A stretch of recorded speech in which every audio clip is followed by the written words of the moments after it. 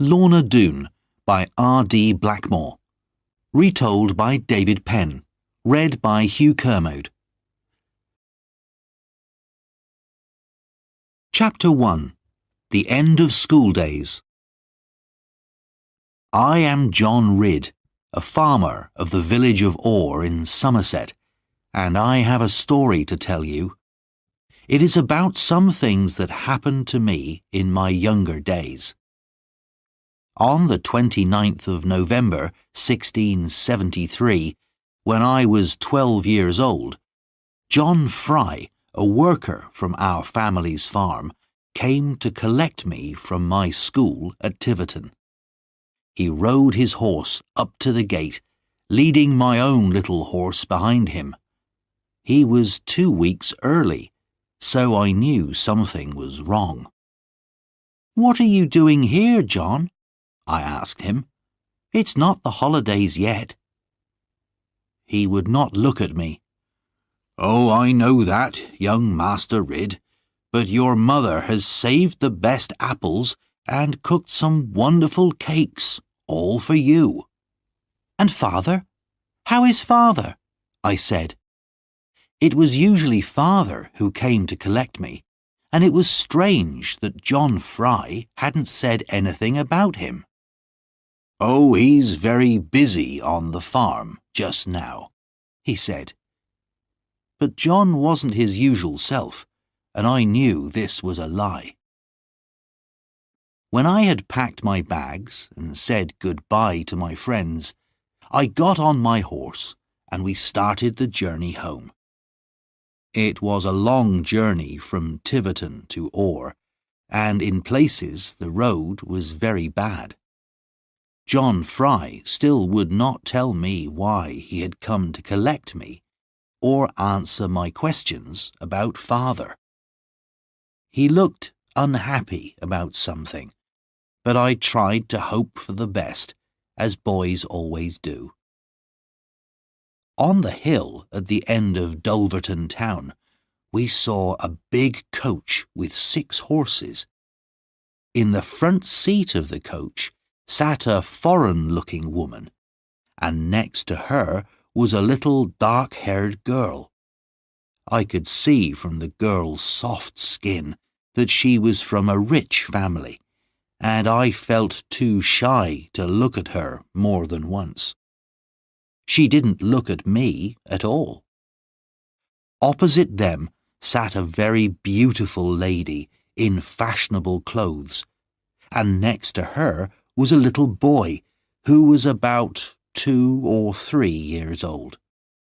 The woman in the front, I thought, must be the servant of the family. I always remembered the family afterwards, because I had never seen people who were so grand and so rich. After Dulverton, the road got worse and worse, and soon we came into a very dangerous part of the country. This was Exmoor, a place of high, wild hills and deep valleys, and on Exmoor lived a family of robbers called the Doones. Everyone was afraid of them. They had robbed and murdered on Exmoor for many years and had grown very strong. Now it was getting dark, and a fog was coming down. It was just the kind of night when the Doones would be out, and we were coming near to the path that they always used.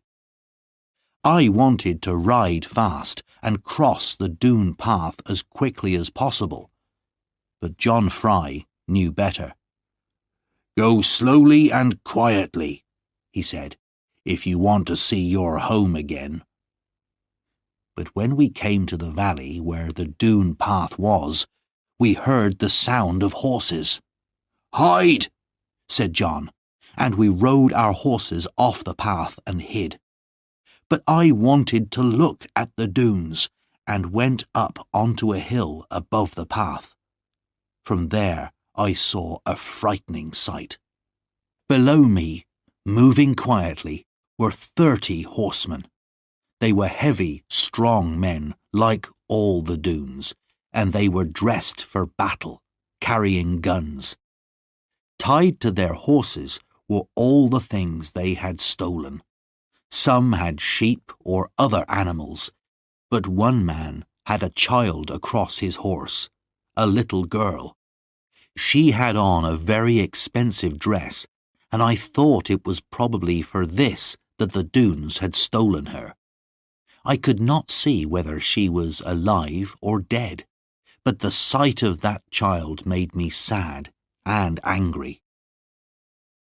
When we got home to the farm, my father did not come out to meet us, not even when the dogs ran up and made a lot of noise.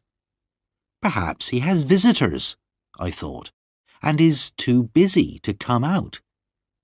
But really, I knew this was not true. I went away and hid. I didn't want anyone to tell me anything.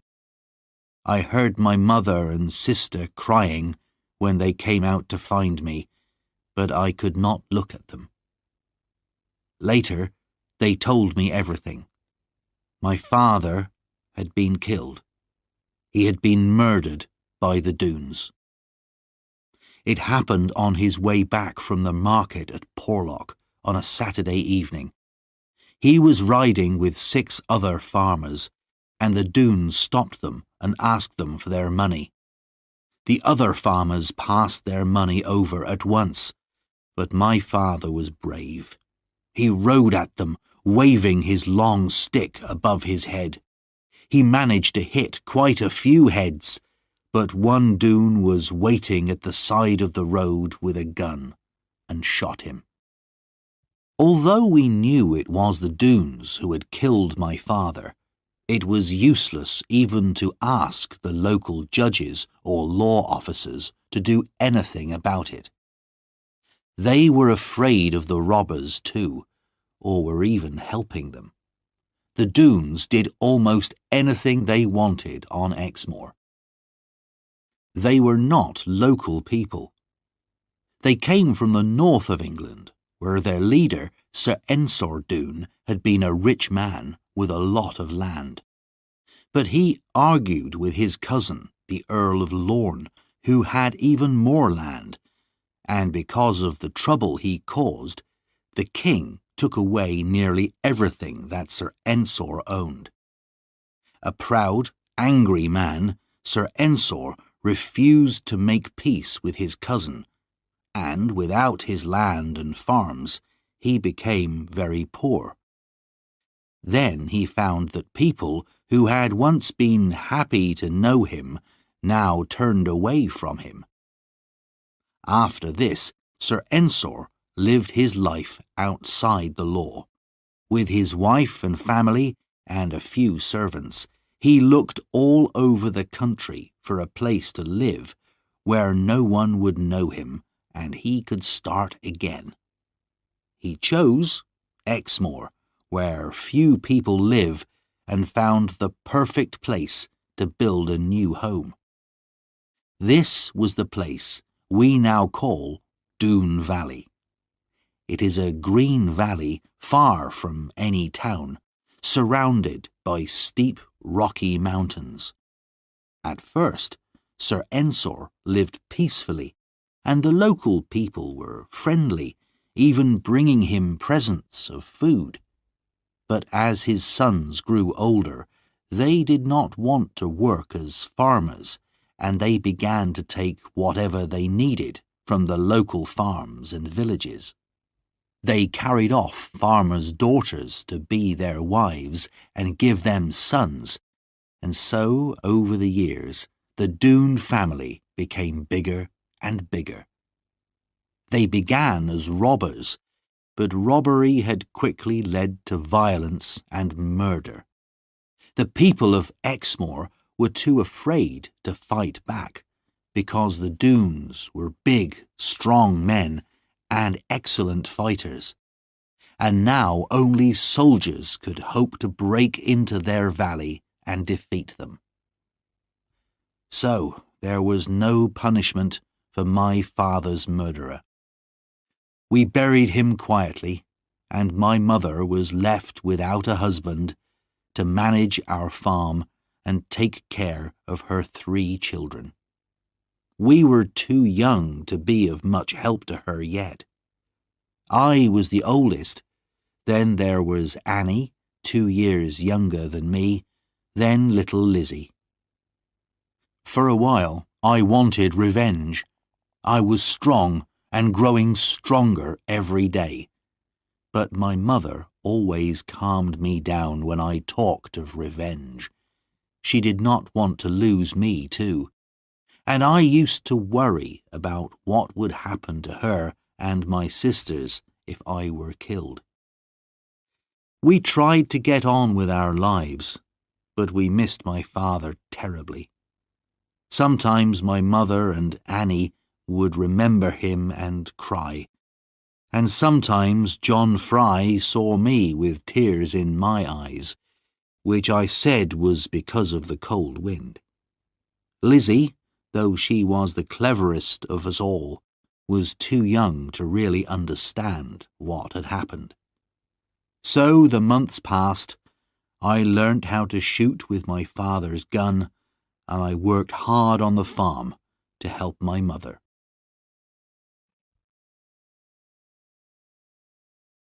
Chapter 2. A Boy and a Girl. St. Valentine's Day, 1675, was the day that changed my life forever, though I did not know it then. I was 14. My mother had been ill and was not eating very well, so I went out to find something that she liked: good, fresh fish caught from clear water. I went first along the Lynn River that runs through our valley. Then I turned into Bagworthy water.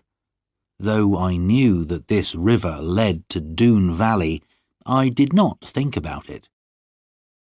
I went on catching fish and moving up the river, then suddenly found myself standing at the bottom of the cliffs outside Doone Valley.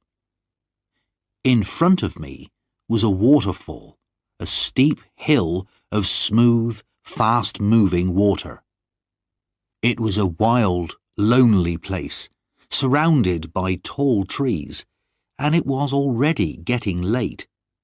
I knew I should turn for home, but I also wanted very much to see what was at the top of that waterfall. It looked a dangerous climb, but if I did not climb it, I would always remember that I was too frightened to do it. So I climbed. The water beat against my legs, once knocking me down so that I nearly drowned, but I pulled myself up and went on. When I reached the top at last, my arms and legs were aching, and my feet were cut by the rocks. I fell in the grass, exhausted. When I opened my eyes, for a few seconds I didn't know where I was, but kneeling beside me, touching my face with a leaf, was a very young girl. "Oh, I'm so glad," she whispered softly as I sat up and looked at her. "Now you'll try to be better, won't you?"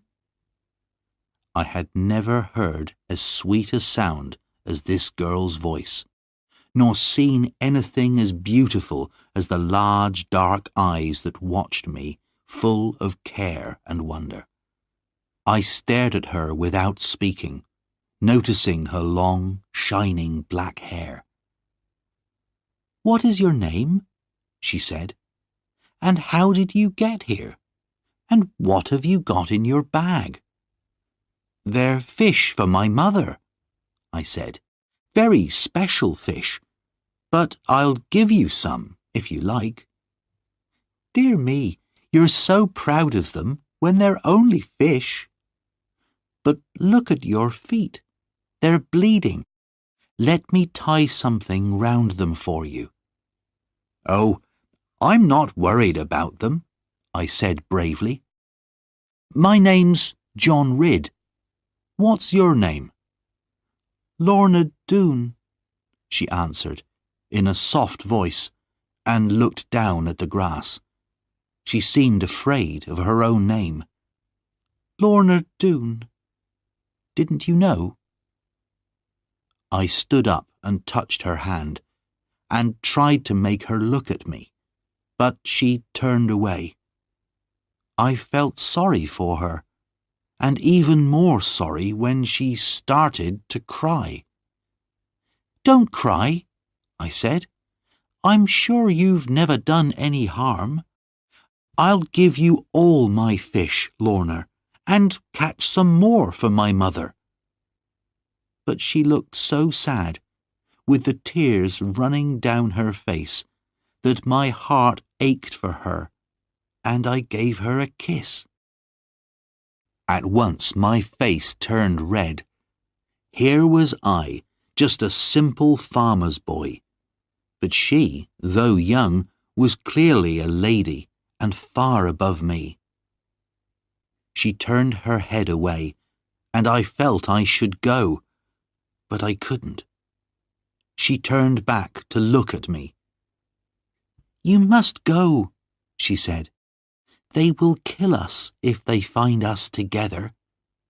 You have found a way up into the valley which they could never believe. You must go now, but when your feet are better, you can come and tell me how they are. She smiled at me, and I could see that she liked me. We talked for a while longer, but then a shout came down the valley. Lorna's face changed from playfulness to fear. We whispered our goodbyes. Then Lorna ran away from me and lay in the grass, pretending to be asleep. I hid behind some rocks and saw 12 cruel-looking men come walking down the valley, looking for Lorna. One of them, the biggest of them all, a man with a long black beard, found her. Here she is, he said. Here's our little queen. He picked her up and kissed her so hard that I heard him. Then he put her on his shoulders and carried her away. But as she went up the valley on the back of this frightening man, Lorna turned and secretly held up her hand to me. Now I had to find a way out of the valley and get home. I almost broke my neck several times climbing down the mountain, and I did not get home until long after dark. My mother was angry with me, but I would not say where I had been. After my adventure, I thought a lot about the strange little girl I had met in Doone Valley, but I never really imagined I would go back to the valley again. So after a while, I thought less about her and got on with my work on the farm.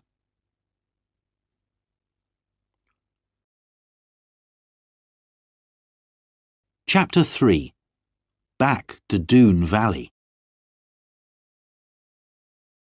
The months and the years went by, and I grew very tall and strong, as my father had been.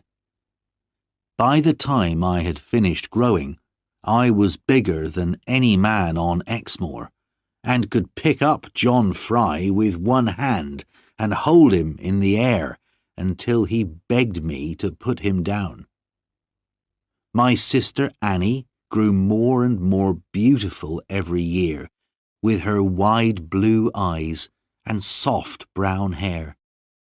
She was so kind and so gentle that everyone loved to be with her, and it is easy to understand why my mother's cousin, Tom Faggus, fell in love with her.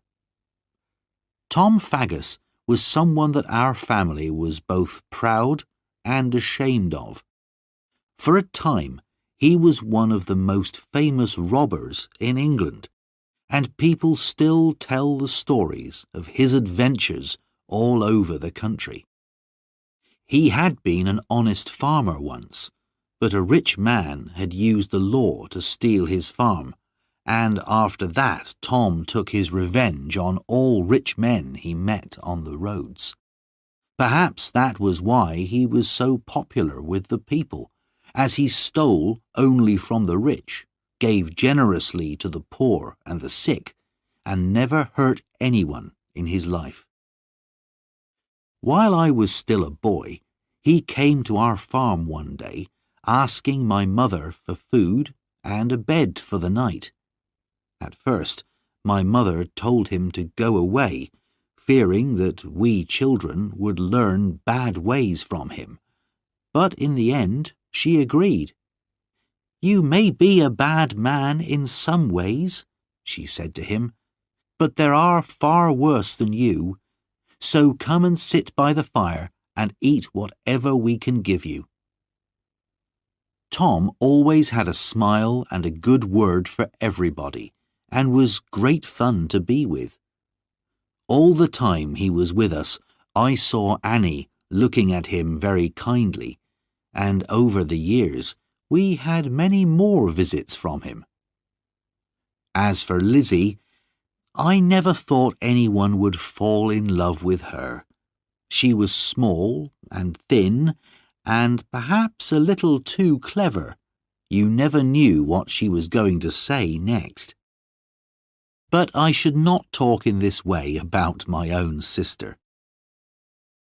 My mother didn't seem to grow any older, and was still pretty and as good-hearted as ever. She had never forgotten my father, and as the years went by, she still sometimes cried for him.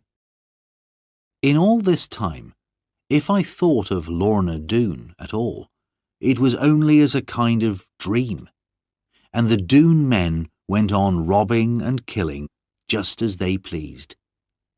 Then, one Christmas, when I was 21, my Uncle Ben was robbed by the Doones on his way across Exmoor. He had been coming to visit us, and when he didn't arrive, my mother sent me out to look for him. I found him on a high, lonely path, tied onto his horse, with his nose to its tail. He was very angry, and wanted revenge on the Doones. He asked me to show him where they lived, so that he could learn the best way to attack them when the time was right. So, a day or two later, I took him up into the mountains that looked down on the valley.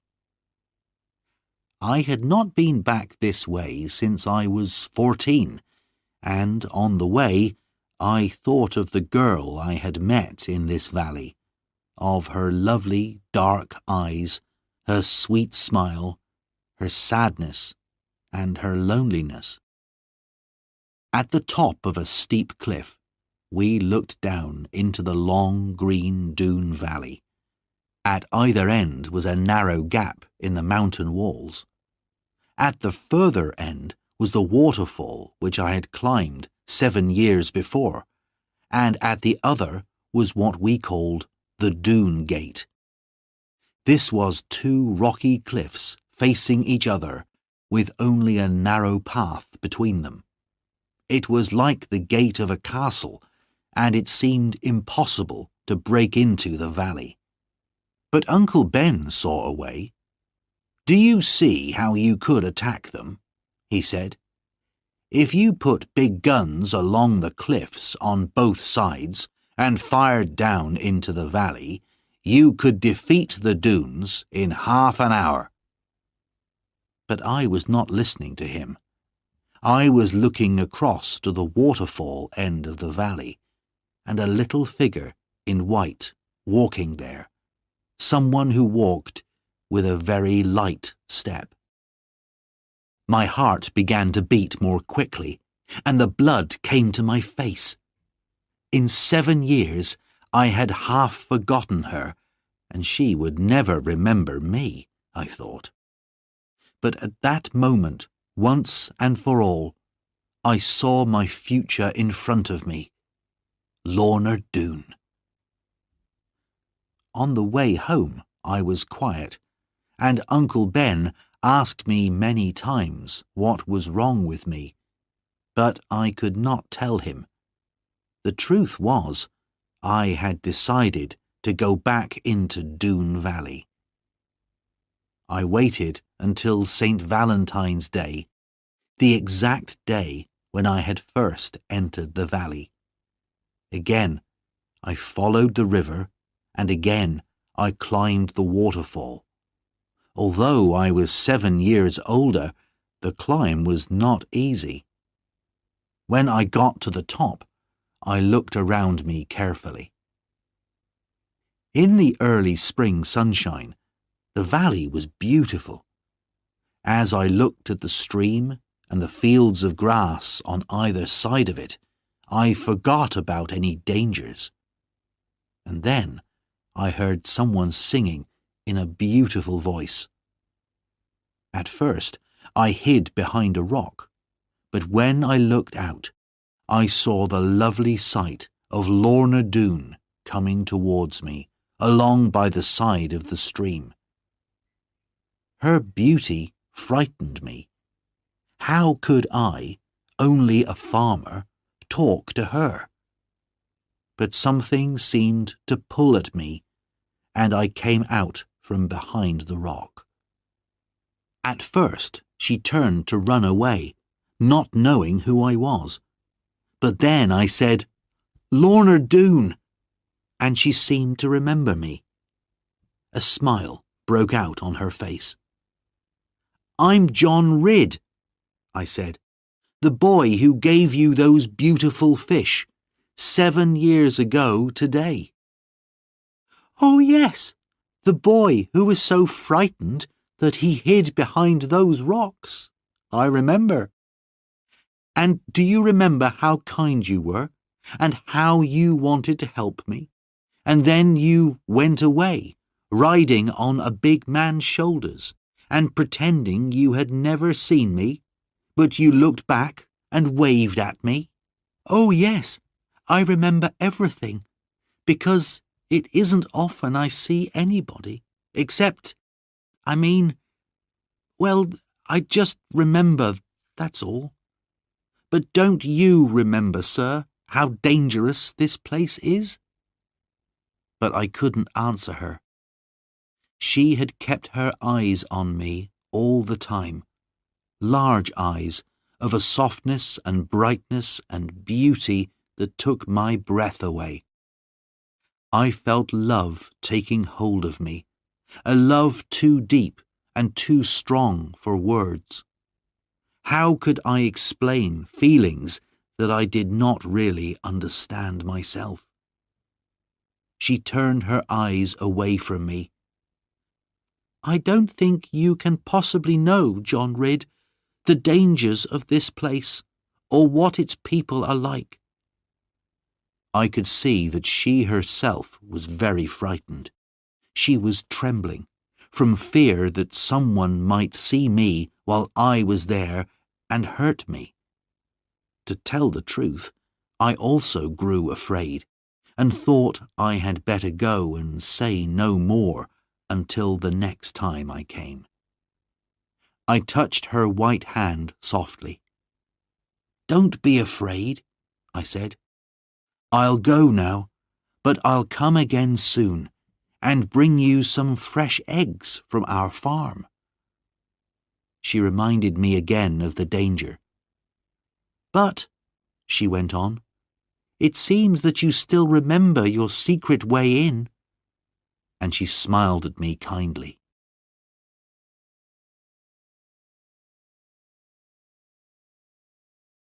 Chapter 4.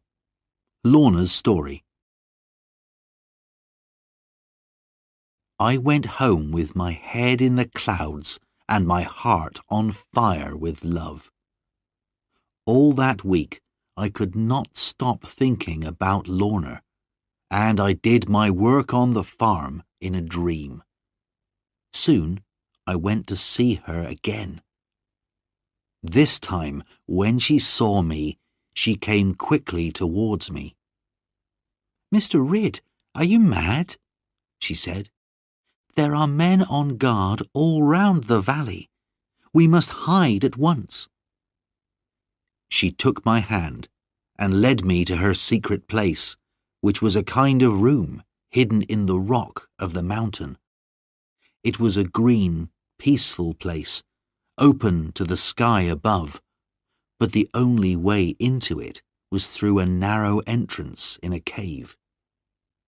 I gave her the eggs I had brought her as a present, and at this she began to cry. "What have I done?" I asked.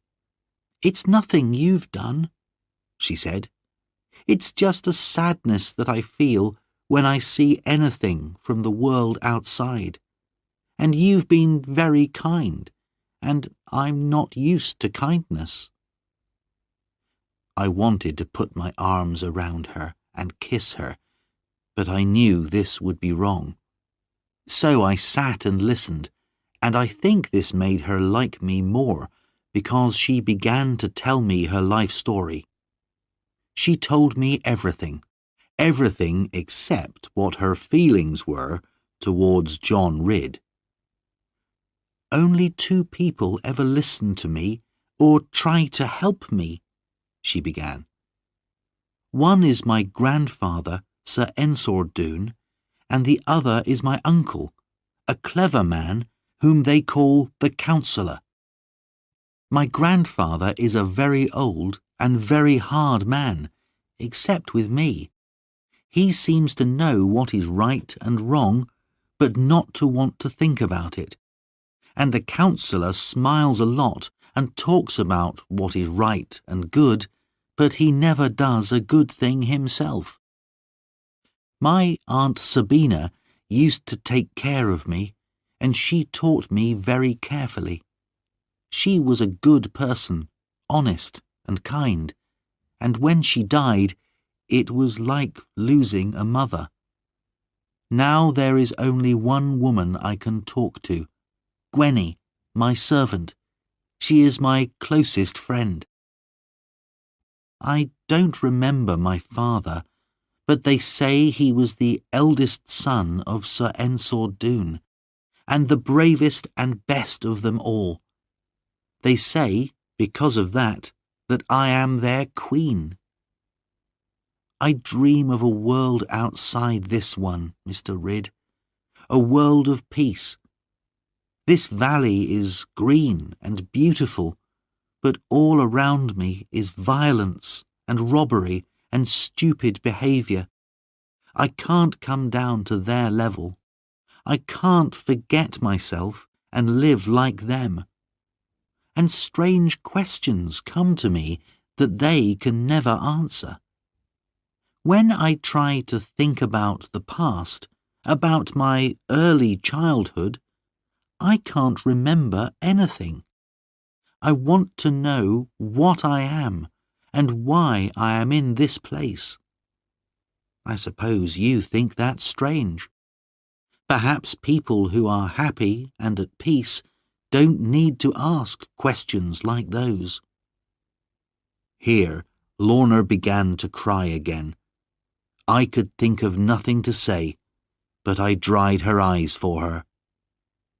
"Mr. Ridd, I am ashamed and angry at myself for talking so much like this. But you, who have a mother who loves you, and sisters, and a quiet home, can't tell how lonely it is to live as I do. I have this secret place to come to because I begged them for it. Only grandfather and the Counsellor come here, and sometimes Carver, the Counsellor's son. No one in the valley is as strong or brave as him, but he is not like his father. He is rough and violent, always quick to be angry, and will listen to no opinion except his own. There is talk of him wanting to marry me, but I would rather die than marry Carver Doone. Now you see how unhappy I am here. I would escape and go anywhere, but I know it would hurt my grandfather." This was too much for Lorna, and she couldn't tell me any more. She broke down and cried. I talked to her gently and kindly until she began to worry again about the danger I was in. I said I would come back and see her again, but she made me promise not to come back for another month, so that I would not add to her problems with fears about me. During that time, we agreed that if she were in any danger, she would put a dark coat over a white rock near her secret room. I would be able to see this from a hill above the valley, and then I would come.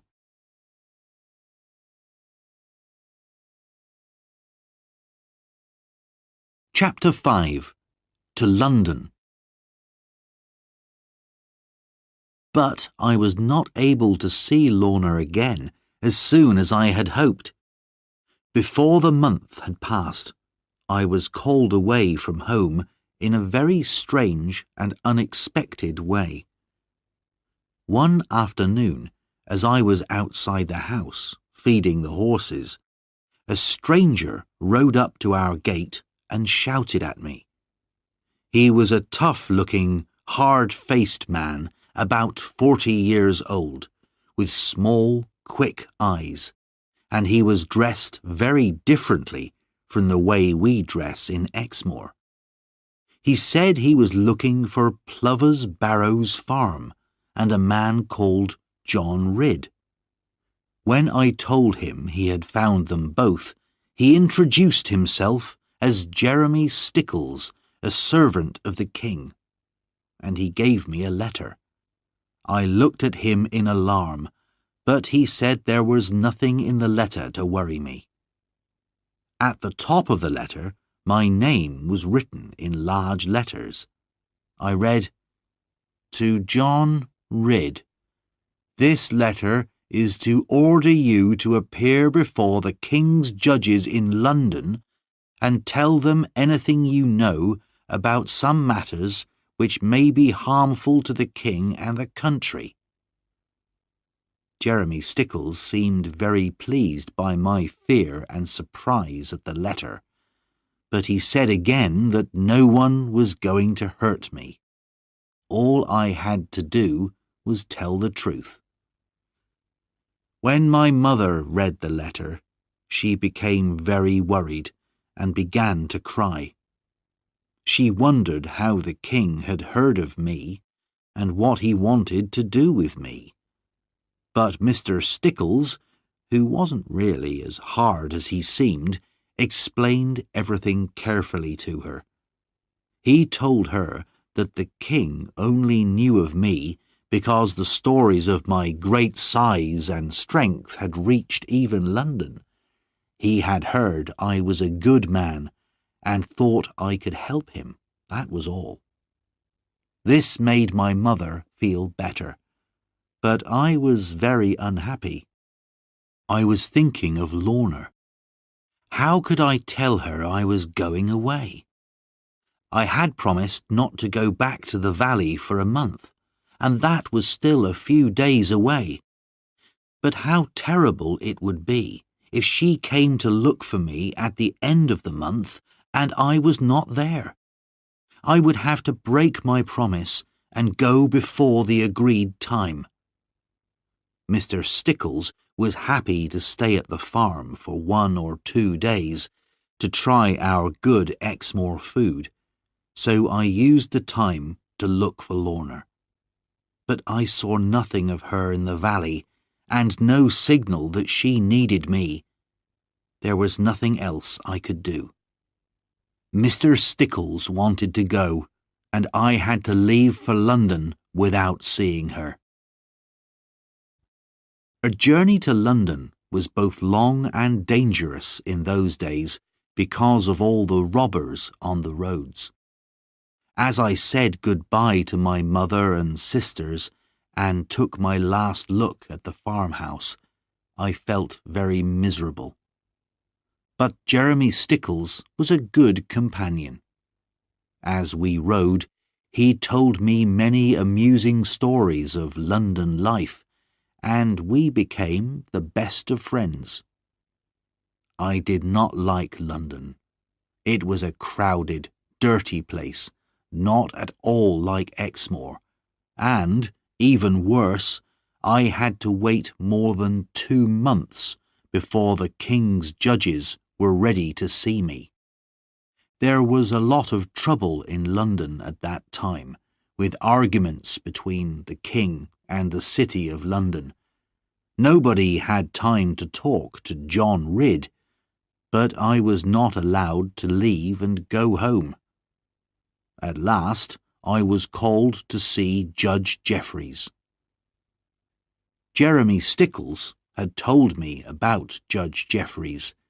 He was the king's chief judge, and there were terrible stories about him. He became very angry if anyone argued with him, and he had sent many of the king's enemies to their deaths. In the room I walked into, there were 3 men sitting on high seats, and they were dressed in very rich clothes. In front of each of them was a desk with pen and paper. The man in the middle seemed to be the most important. He was a big, heavy man with a square chin and a kind of fire in his eyes. He was a man that almost anyone would be afraid of. This was certainly Judge Jeffreys. He gave me a terrible stare and asked me who I was and where I came from. When I had told him, he said, "Well done, John Ridd. You have answered me without fear. I remember this matter now. I will ask you some questions." He looked at me more closely. "In Exmoor," he said, "there is a family of robbers. Is that true?" I told him it was. "And why isn't your local judge doing anything about them?" "I suppose he's afraid, my lord. The robbers are very strong, and their valley is hard to attack." "But they must still answer to the law," Judge Jeffreys said. "What's the name of these people, and how many of them are there?" "They are the Doones, and we think there are about 40 men in the valley." "I will do something about these thieves," he said. "Perhaps I will come down to the west myself." But then he stared hard at me again and asked, "Is there any sign in Exmoor of any dislike of the king?" "No, my lord. We don't know much about him." "That's a good answer," he laughed. "But the king knows he has enemies in the country. I see you know nothing about them, though. You're a good man, John Ridd. Keep out of trouble. Keep away from the king's enemies, and from the Doones as well, and you will be safe. I was going to use you as a spy, but I see you're too honest. I will send someone else, but never tell anyone what I've said to you." Here he stared at me very angrily, but when he saw he had frightened me enough, he smiled again. "Now go home, John. I will remember you, and I don't think you will forget me." I had no money left to hire a horse for the journey back to Exmoor, so I had to walk the whole way. It took me 7 days, and I was very glad to get home again.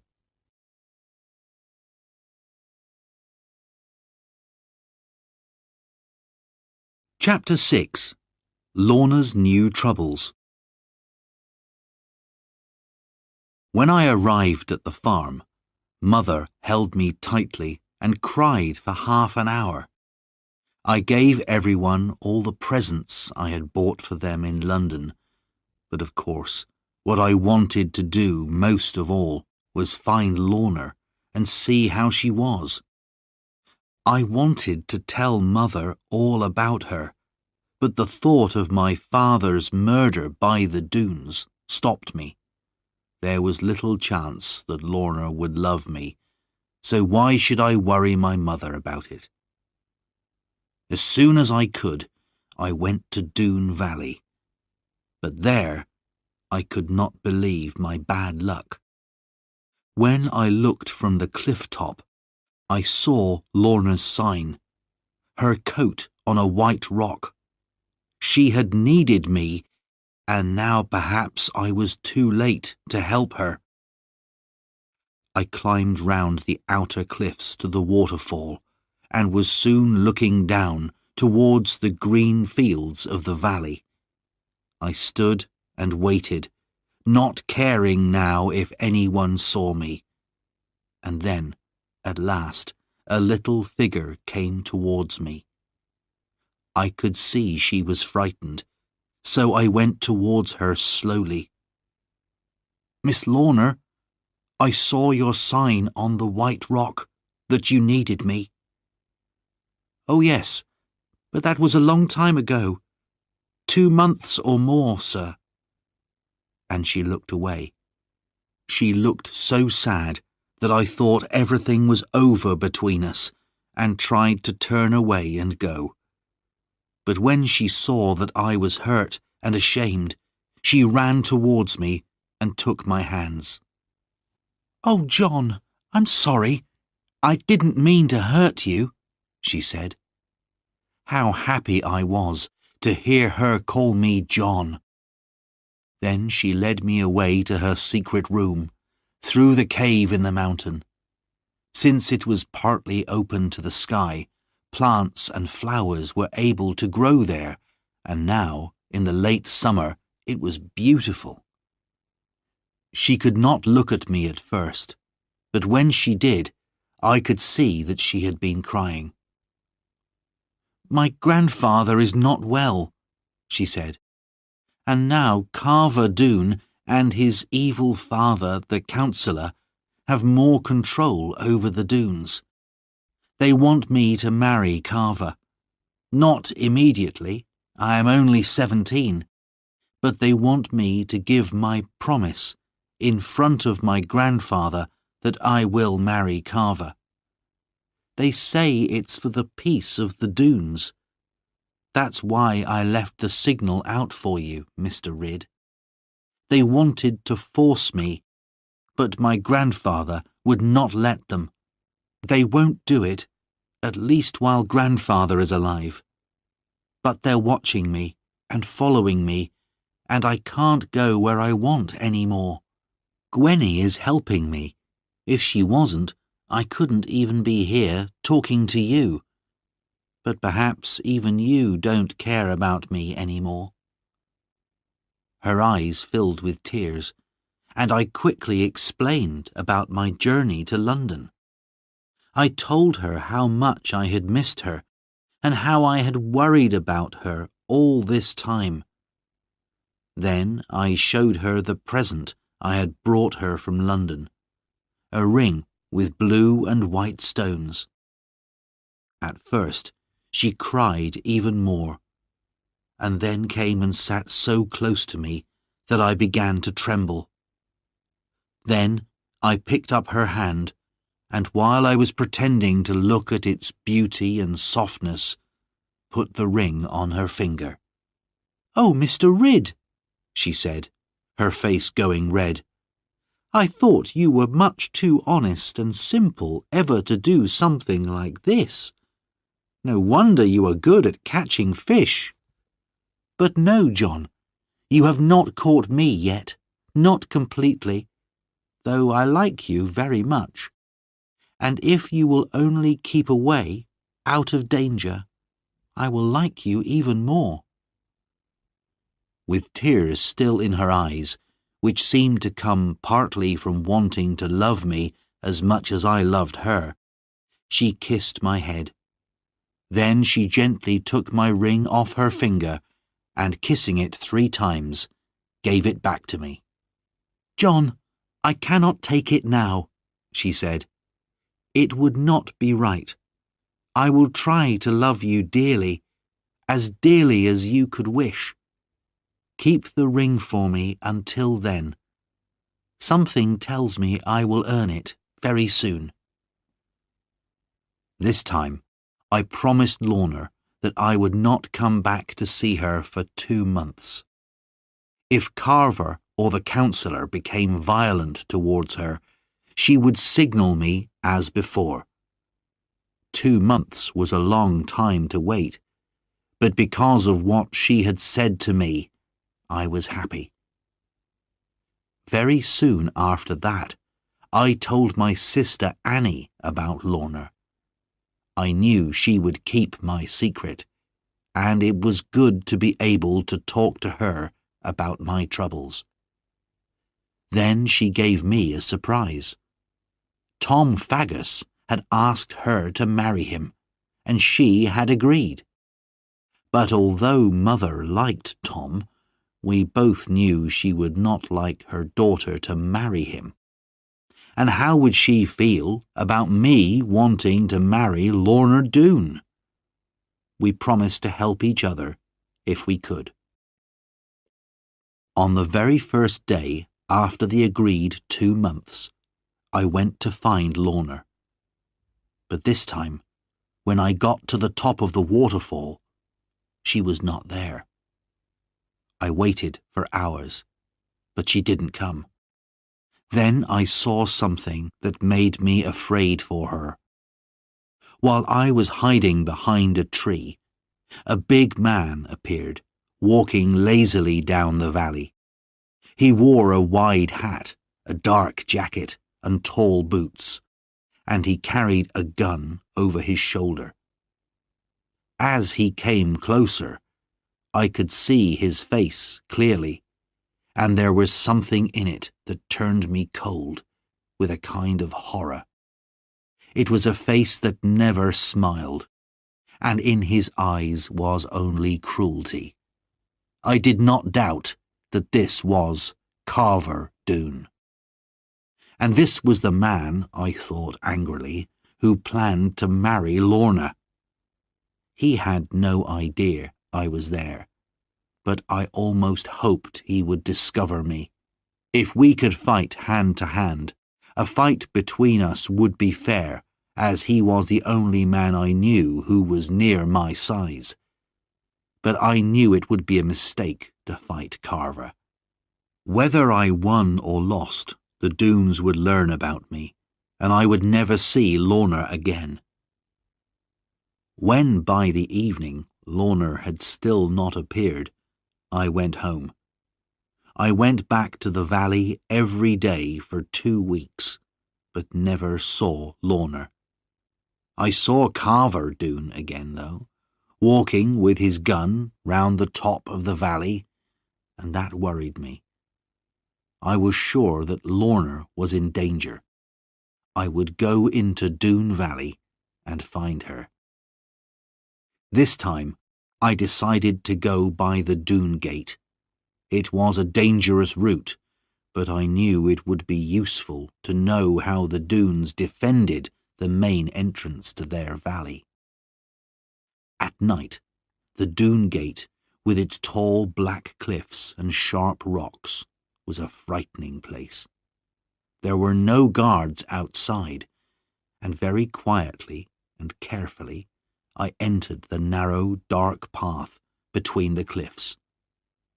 Soon I saw a light shining round a corner of the cliff, and staying close to the rock wall, I stepped carefully up to the corner and looked round it. 2 guards were sitting by the light, with their guns on the ground beside them. Here the cliffs widened out into broken, rocky ground, with deep shadows between the rocks. The guards were clearly not expecting an attack, and were drinking and talking. I stood and watched, and while I was wondering what to do, they began to argue, and then to fight.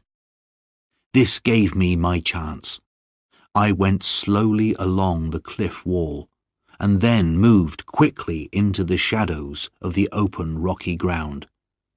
Their guards were so busy with their fight that they did not see or hear me, and I was soon past them and going down the hillside into Doone Valley.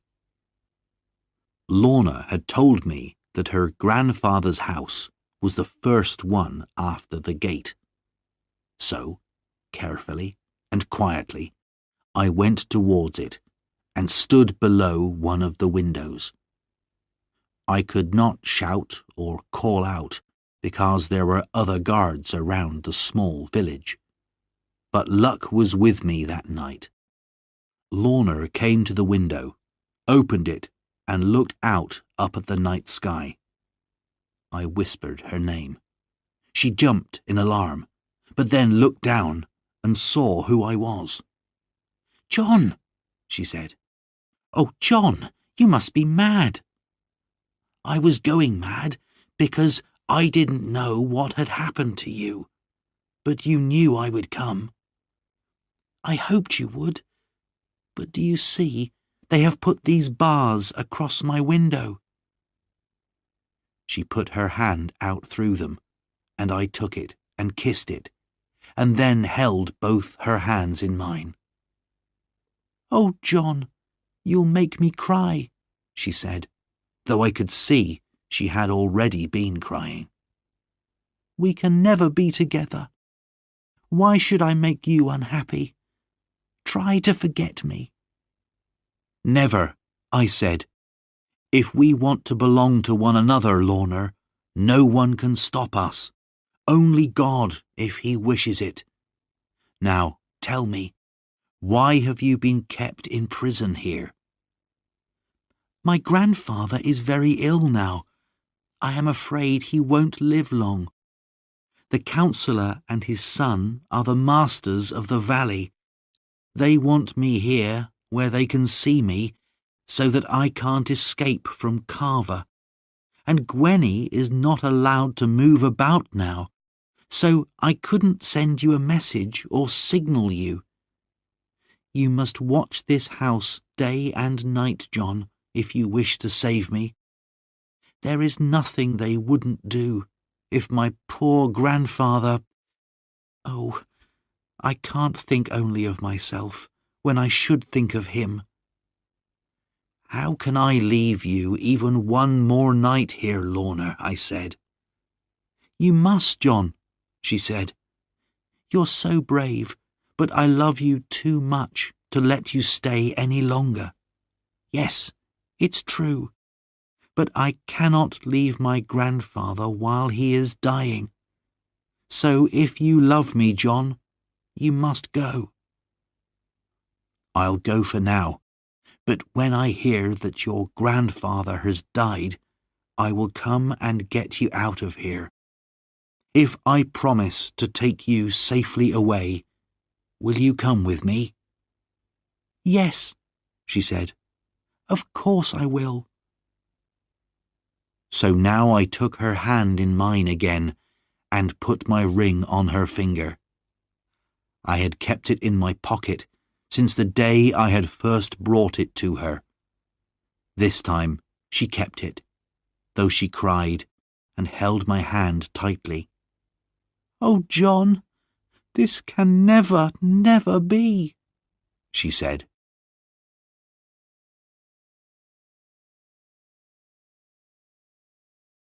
Chapter 7. Lorna leaves the valley.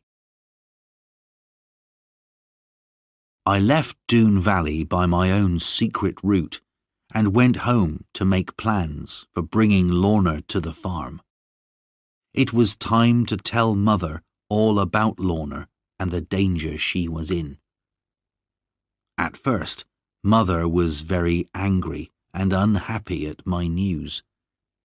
She talked wildly about going away and leaving the farm, but after a time, she began to calm down.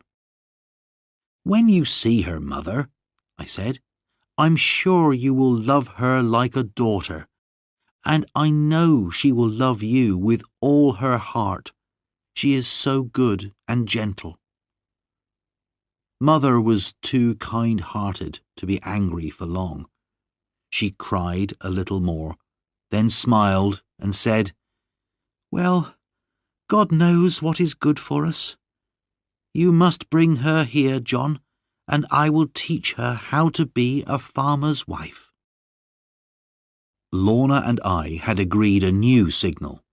There was a tall tree near her grandfather's house, which I could see from the cliff top above the valley.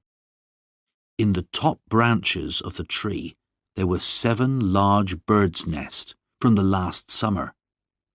Gwenny could climb like a cat, and if one morning I saw only 6 nests, then Lorna's grandfather was dead and she was in great danger.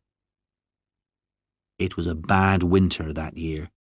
We had more snow than anyone could remember, and on Exmoor the snow was soon so deep that no one could walk on it safely.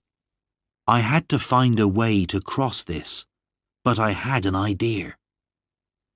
Lizzie had once shown me a book about the icy countries of the far north, where people wore snowshoes. The book had pictures of these wide, flat shoes which stopped travellers' feet going down through the snow. For the first time I thanked my sister in my heart for reading so many books. I found some wood and animal skins, and soon I had made some snowshoes, like the ones in Lizzie's book. We had a sled on the farm, which we used when the ground was covered in ice. A horse could not pull it in this weather, but with my snowshoes, I could. I could use it to carry Lorna and her servant. Some days later, I saw only 6 birds' nests in the tree, and that evening I tied myself to the sled and left for Doone Valley. I took the sled to the waterfall, which was now a fall of ice, and tied it up there. Then I continued on foot, going around the south side of the valley towards the Doone Gate. But when I looked down, I saw there was a quicker way to reach Lorna. The sides of the valley, like everything else, were covered in deep snow, and here the snow was smooth and icy. I looked around to check that there were no dunes in sight, then sat down on the icy snow and pushed myself off. In seconds, I had slid all the way down the mountainside and landed in a hill of soft snow at the bottom. At Sir Ensor's house, I whispered Lorna's name below the window, as before. This time, Gwenny let me in, when she was sure who I was. But inside, I saw a terrible sight. Gwenny looked almost mad with hunger, and Lorna lay back on a chair, as white as the valley all around us. "Good God!" I said, and ran to her. I took her in my arms, but she was so weak that she could not speak at first. "We've been kept in here for days without food," said Gwenny, "and they were going to keep us here until Lorna agreed to marry Carver." "We must leave at once," I said. "Will you come with me, Lorna? I promise to take you safely through the snow." Lorna gave me her lovely smile. "Of course I will, dear," she whispered. "Of course I will." "And you too, of course, Gwenny," I said. "Be quick now, and help me to get your mistress ready." From outside, I had heard the sounds of singing. There were usually guards around the house, Gwenny told me, but tonight the Doones were drinking and dancing to welcome Carver as their new leader. This would give us our chance. With all this happening, The robbers would never notice us leaving. We were soon ready.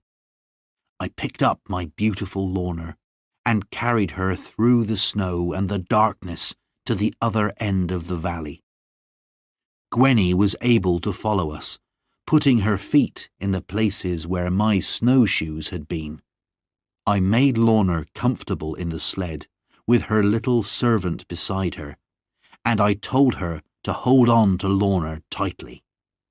The waterfall was now a path of ice, very steep and dangerous, but I was able to take the sled down it, using my stick and all my strength to stop it going too fast on the ice. When we were down the waterfall, I tied myself to the sled and began to pull. It was hard work for me, but the best work I had ever done in my life. There was no time to lose with Lorna so weak from hunger and cold, so I pulled fast, and an hour later we were home. My mother and sisters came to the door and helped me to carry Lorna in. We put her in a chair by the fire and gave her some soup. Then she slept while I watched over her. After a time, she began to wake up. She put her trembling hands into mine and looked at me with so much love in her eyes that I could not find the words to speak to her. We sat like this for several minutes, and then we heard a little sound behind us. It was Mother, crying with happiness to see us so loving. At this, Lorna got up and went to her. She knelt beside Mother's chair and looked up into her face. Mother put her hand on Lorna's hair. "My sweet child," she said softly. A few days later, when Lorna and I were sitting together by the fire, she said to me, "John, you gave me a beautiful ring, and now I want to give you something. It is only a very poor old thing, but it's all I have. My grandfather gave it to me before he died. I hope you will take it." Then she put on my finger the strangest ring I had ever seen.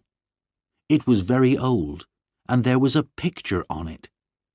It was hard to see what the picture was, but it looked almost like a cat in a tree.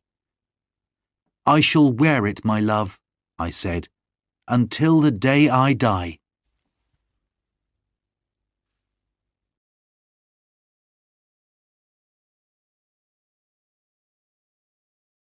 Chapter 8.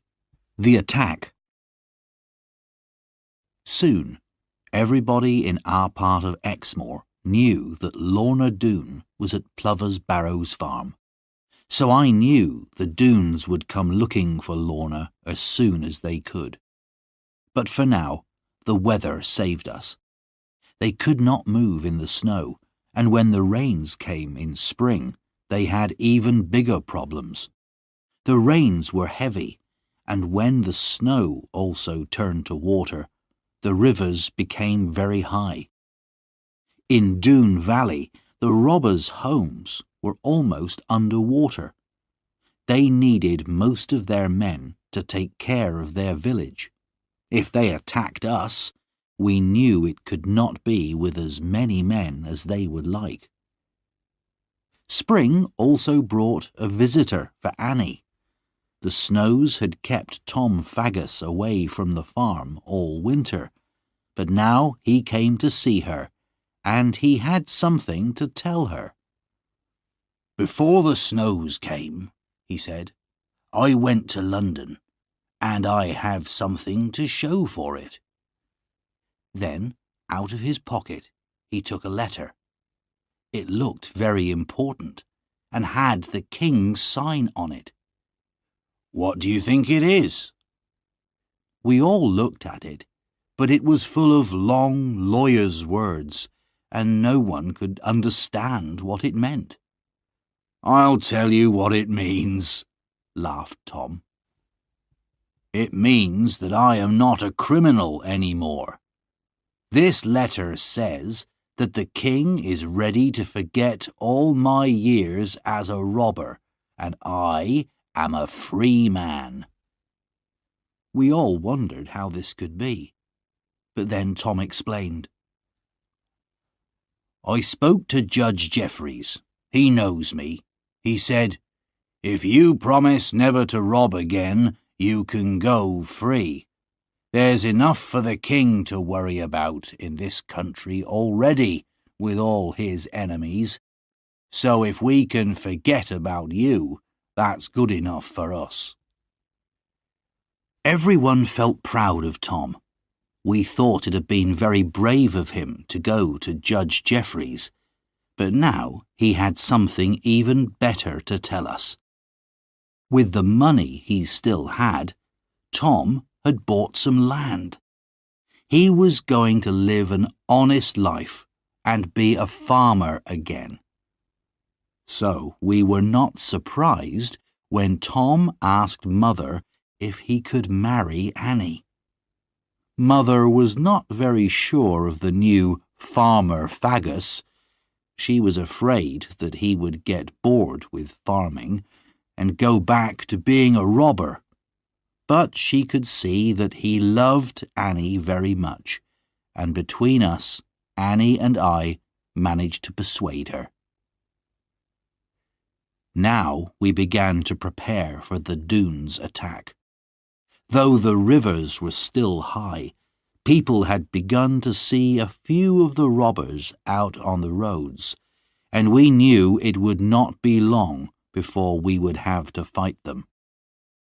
As we were preparing, we received another visitor, my old friend Jeremy Stickles.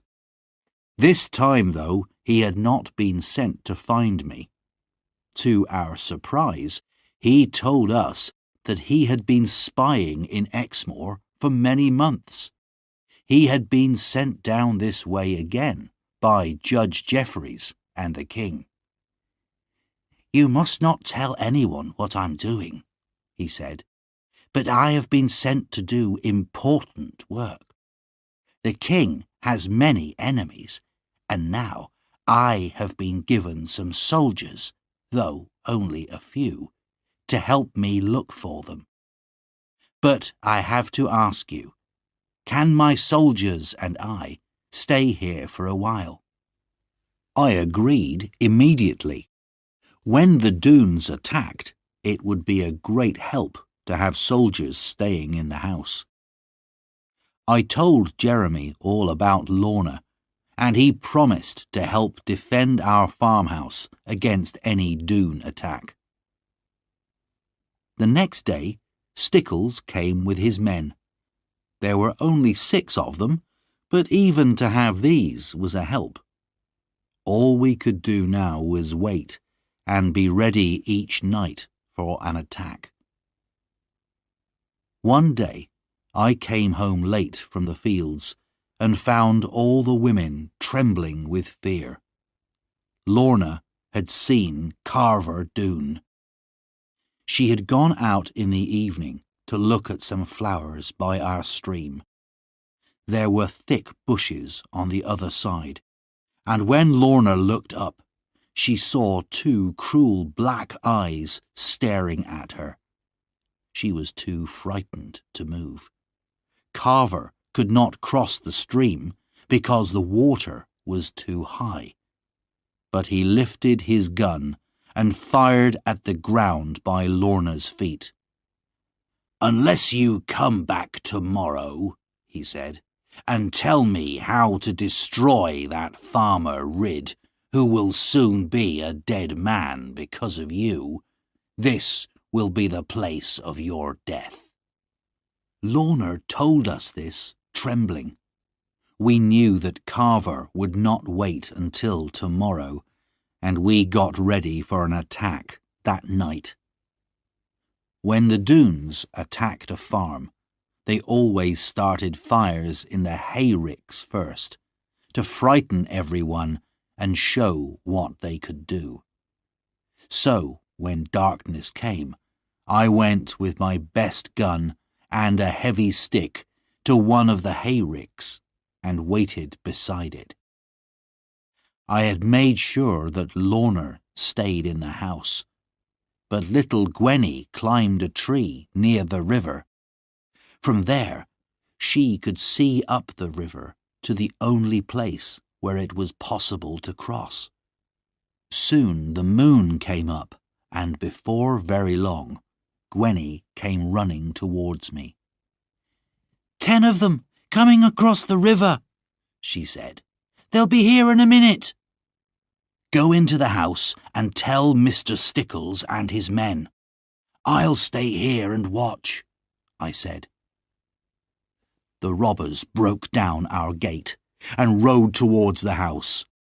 I could see the soldiers hiding in the shadows, waiting for the order to fire, but the Doones then turned towards the hayricks.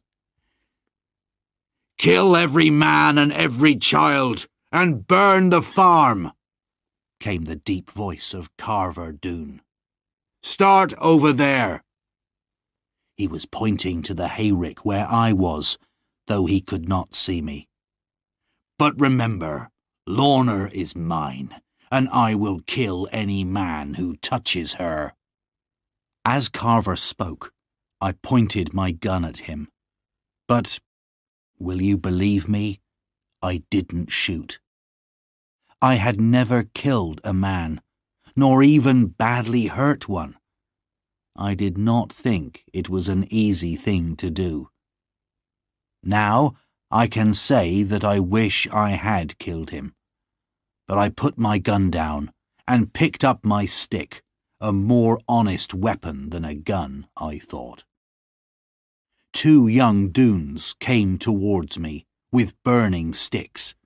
The first put his stick to the hayrick I was standing near, and it started to burn. I hit him on the arm and heard his bone break as he fell over with a shout of pain. The other man ran to see what had happened, and I took his fire stick and broke it. Then he jumped at me, but I caught him, broke his arm, and threw him on top of his friend. I could still see Carver and wanted to jump at him, but I knew he would simply shoot me. While I was thinking about it, there came a loud noise and 6 tongues of flame from near the farmhouse. Stickles had ordered his men to fire at the Doones as they came towards the house. 2 fell, and the others ran back. They had something to think about now. No one had ever fought the Doones as we were doing that night. Now my moment had come. I came out from my place near the burning rick. I knew Carver Doone by his size, even in the shadowy moonlight, and I took hold of him by the beard. "Do you call yourself a man?" I said. For a second, he was too surprised to do anything. No one had ever looked at him the way I did now. He lifted his gun, but I was too quick for him and knocked it out of his hand. "Now, Carver Doone, take warning," I said. "You think you are so much better than everyone else, but you are no more than an evil robber. Lie low in the dirt from which you came." Then I kicked his feet from under him and knocked him down. When they saw that he was down, the other Doones ran, but Carver simply got up and walked away, shouting at me and everyone. We wondered whether to chase the Doones, but Mr. Stickles said it would be too dangerous on the moor in the dark. One thing was certain: the robbers had known defeat that night on our farm, something they had never experienced since the day they came to Exmoor. And they went home without 4 of their men. 2 were dead, shot by the soldiers, and the other 2 were the men whose arms I had broken by the hayricks. We buried the dead men in the fields, and Jeremy Stickles sent the 2 wounded men to the prison in Taunton.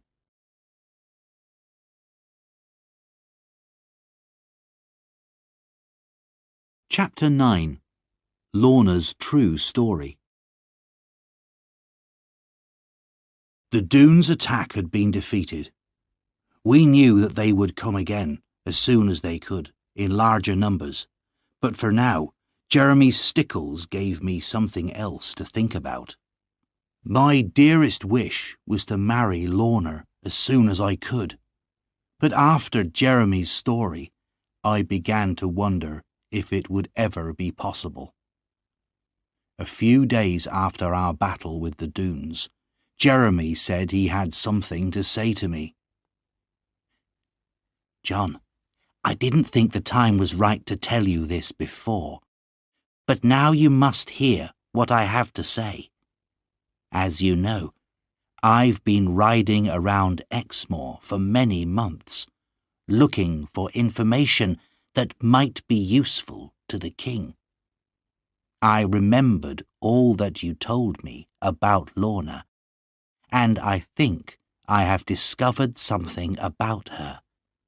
It may not be easy for you to hear, John. Are you ready? I will do my best, I said. So he began his story. 6 or 7 months ago, before the snows began, I stopped at an inn on my way from Dulverton to watch it. The inn was all by itself, right by the sea, and was very quiet. I was the only person staying there, and the woman who owned the inn sat down and talked to me during my meal. She was dark and foreign-looking and intelligent. I was very interested to know how an unusual woman like her had come to live in this lonely inn, and she told me her story. She said that she was from Italy, and her name was Benita. Many years ago, while she was working in Rome, she had met an English family. They were travelling in Italy because they'd had a terrible argument in England with another family. Benita did not know much about the argument, except that it had been about land. Benita liked this English family. They were very rich, but they were also kind. So when they asked her to travel with them and take care of their children, she agreed. She loved the children, a little girl and boy, so she was very happy in her work. At first, everything went well. Together, Benita and the family travelled up through northern Italy and into France. But on the French side of the Pyrenees, the husband of the family had a riding accident and was killed.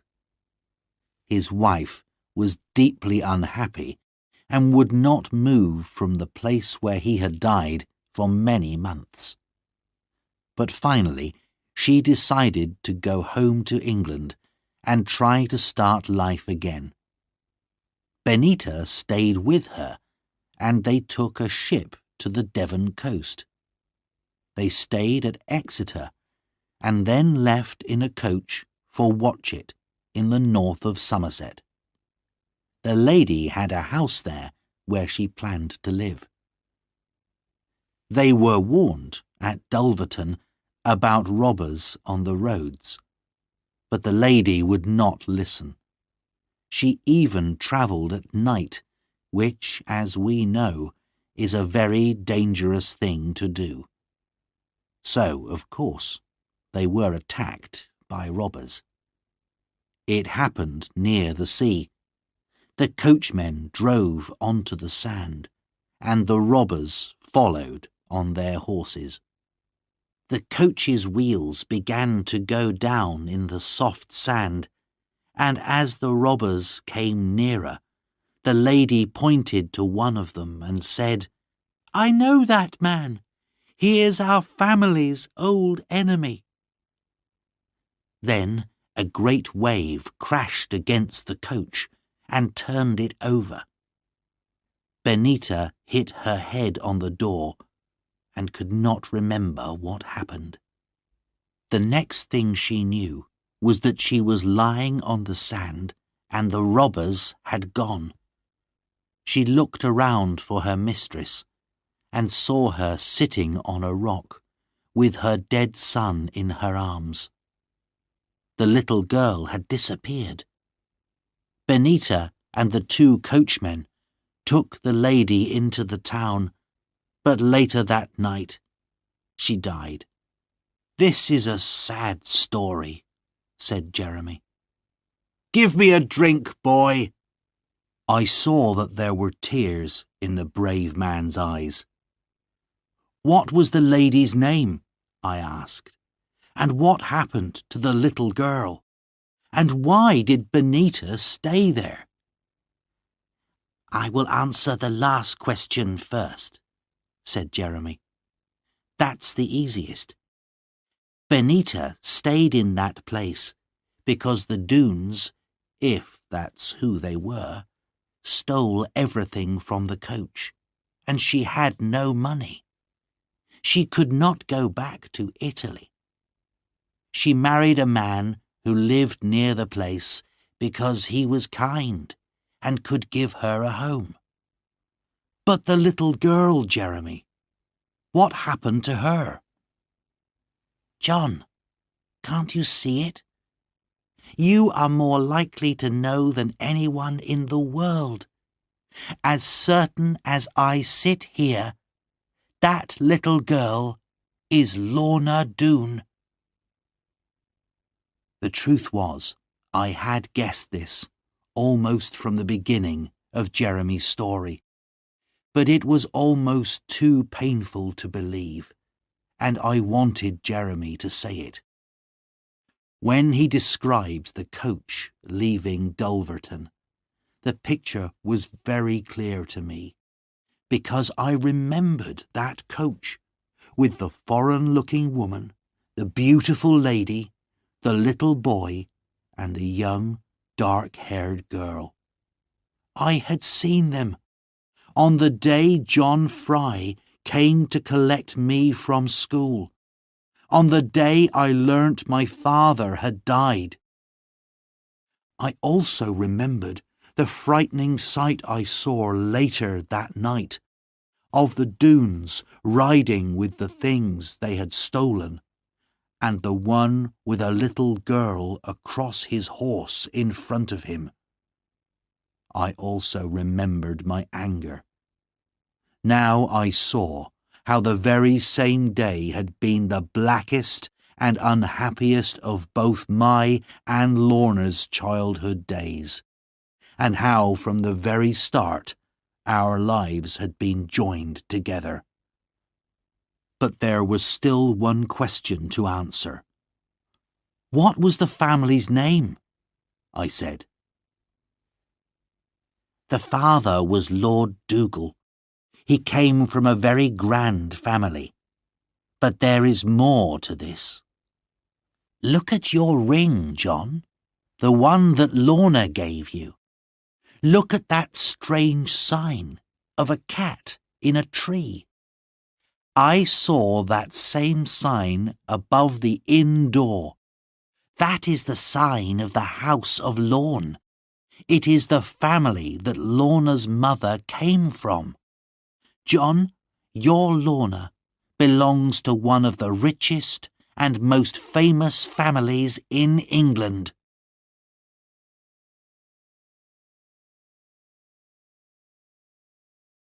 Chapter 10. Gone. Now I had to tell Lorna. So, a day or two later, with an aching heart, I went to tell her what Jeremy had said. I'm afraid that some of my sadness was for me, because now, more than ever, it was certain. Lorna was far, far above me. How could she possibly marry a simple farmer now? We sat in the garden, and she held my hand while she listened without a word to what I said. But by the look in her beautiful eyes and by her trembling hand, I could tell how she was feeling. At the end, she turned away and cried for her poor parents. But she spoke not even one word of anger about what had happened to them. Then, to my surprise, she turned to me and caught me in her arms and kissed me as she had never done before. "John, I have you and only you, and I want no one else. It does not matter how rich or important my family is." It was impossible to doubt those clear, deep eyes and bright, trembling lips. But I was afraid of what the future would bring.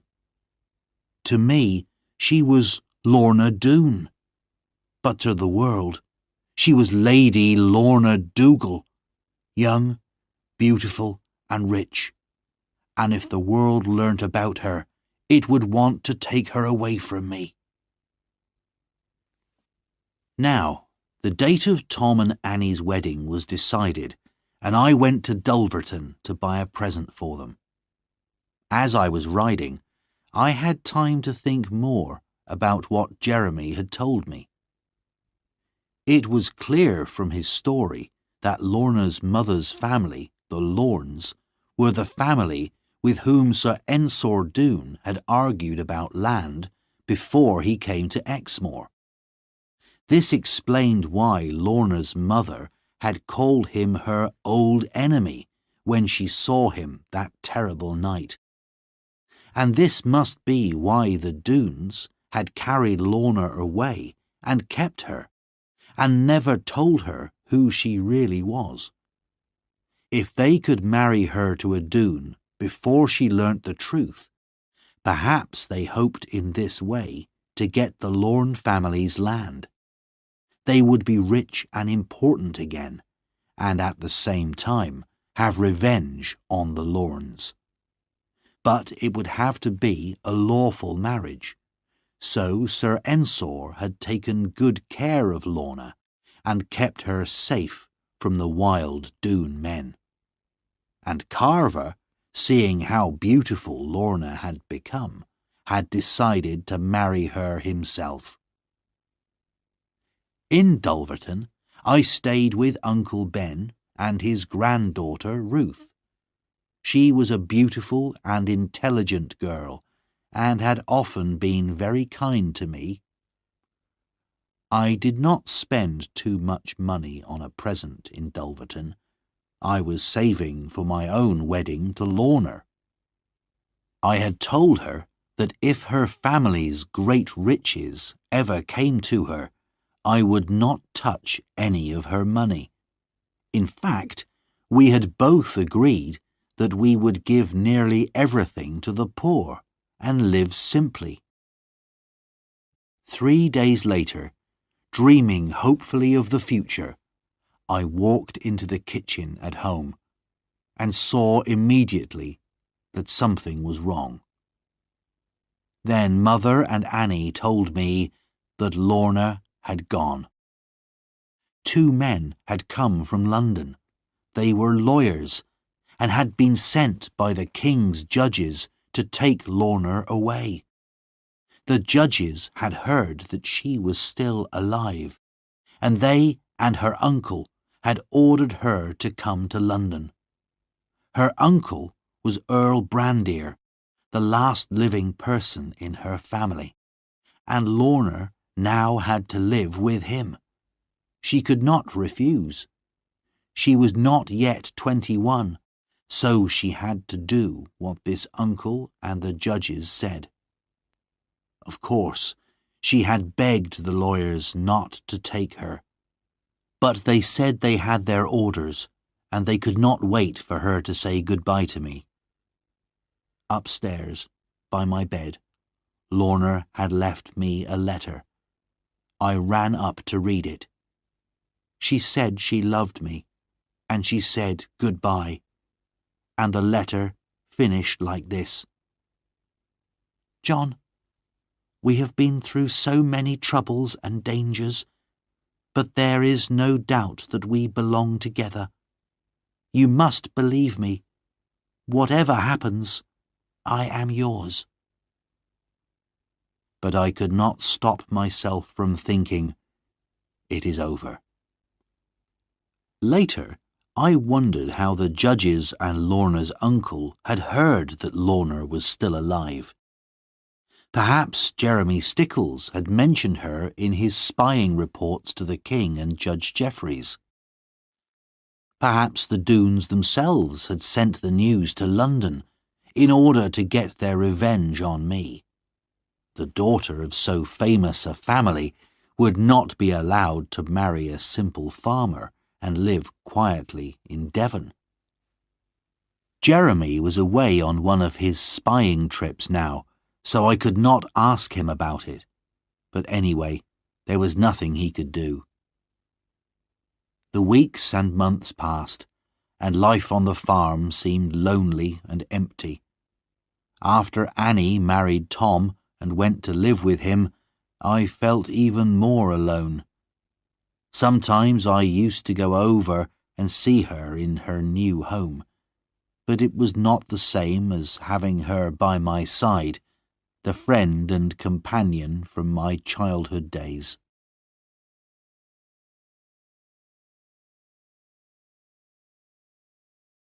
Chapter 11. Tom Faggus in Danger.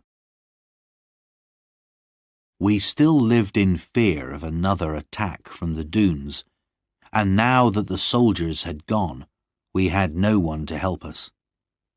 The main reason for their first attack, Lorna, was gone, but I was sure that Carver now hated me with all his heart and would destroy us all if he could.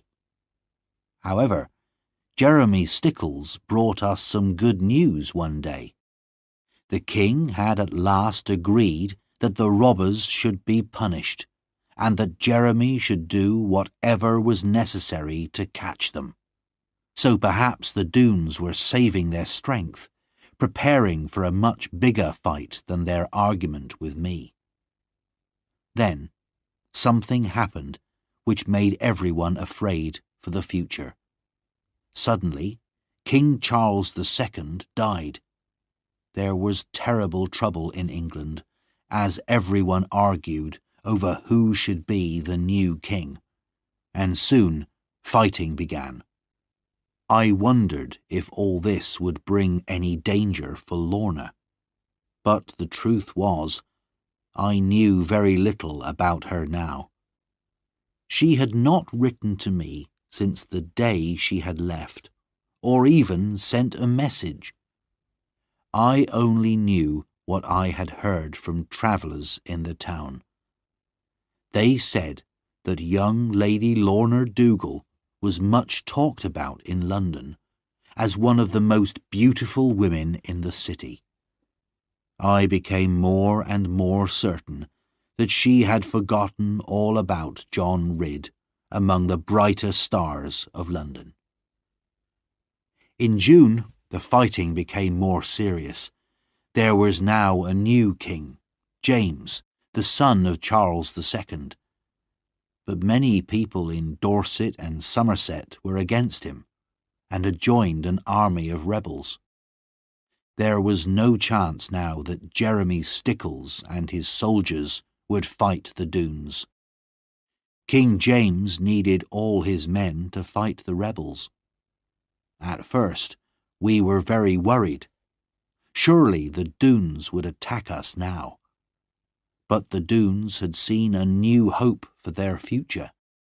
They had joined the king's enemies, hoping to win back their old land in the fighting.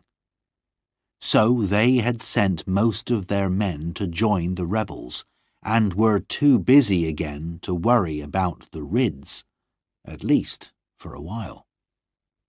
As for me, I had decided that this battle between the king and his enemies was not my fight. Most people in the towns and villages around Or were on the king's side, and we gave no help to his enemies, but sensible people stayed at home. Too many men would die in the fighting anyway, without our joining them. However, I did get involved in the troubles, because one rainy day, Annie came to see us with some bad news. She ran into the kitchen, her face wet with tears. "Oh, John," she cried, "you must help me." "Whatever is the matter, Annie dear?" I said. "It's Tom," Annie cried.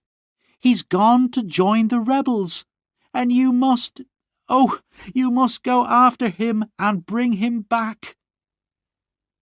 We had been afraid of this. Tom could not forget the excitement of his old life and had become bored with farming. Mother was very unhappy and did not want me to go, but I had to help my unhappy sister. And although I knew it would be dangerous, I was quite glad of the chance of adventure. Perhaps, who knows, I would learn some news of Lorna on my travels. So I promised to fetch Annie's husband home, and early the next morning I rode away on our fastest horse. I went from town to town, asking for news of the fighting, but it was 4 days before I finally found the two armies at Bridgewater. There had been a great battle the night before, which the rebels had lost, and many of them now lay dead or dying on the battlefield. I shall never forget that terrible sight. I thought Tom must be dead, and I walked all over the battlefield, looking for his body. Several times I stopped in my search to give some poor dying man a last drink from my water bottle. After a time, I found myself near an old farm building, and I suddenly saw that the riderless horse standing in the doorway was without doubt Tom Faggus's horse. I hurried into the building and found Tom lying on the ground, badly wounded. He could still speak, but only in a whisper because of the pain. "Put me on my horse, John," he said, "and she'll take me home. No one can catch her. She's the fastest horse alive. It's my best chance of escaping." He was right. The king's soldiers were still riding around the battlefield, looking for rebels to kill. So I tied up Tom's wound as best I could, put him on his horse, and turned the horse's head for home. "Thank you, John. I am safe now," he whispered. He lay along his horse's neck to close the wound in his side. "But look out for yourself, John Ridd." I watched Tom's horse disappear into the distance, and only a minute later I turned and saw soldiers coming towards me. "Stop," they said. "In the name of the king." "I'm not a rebel," I said.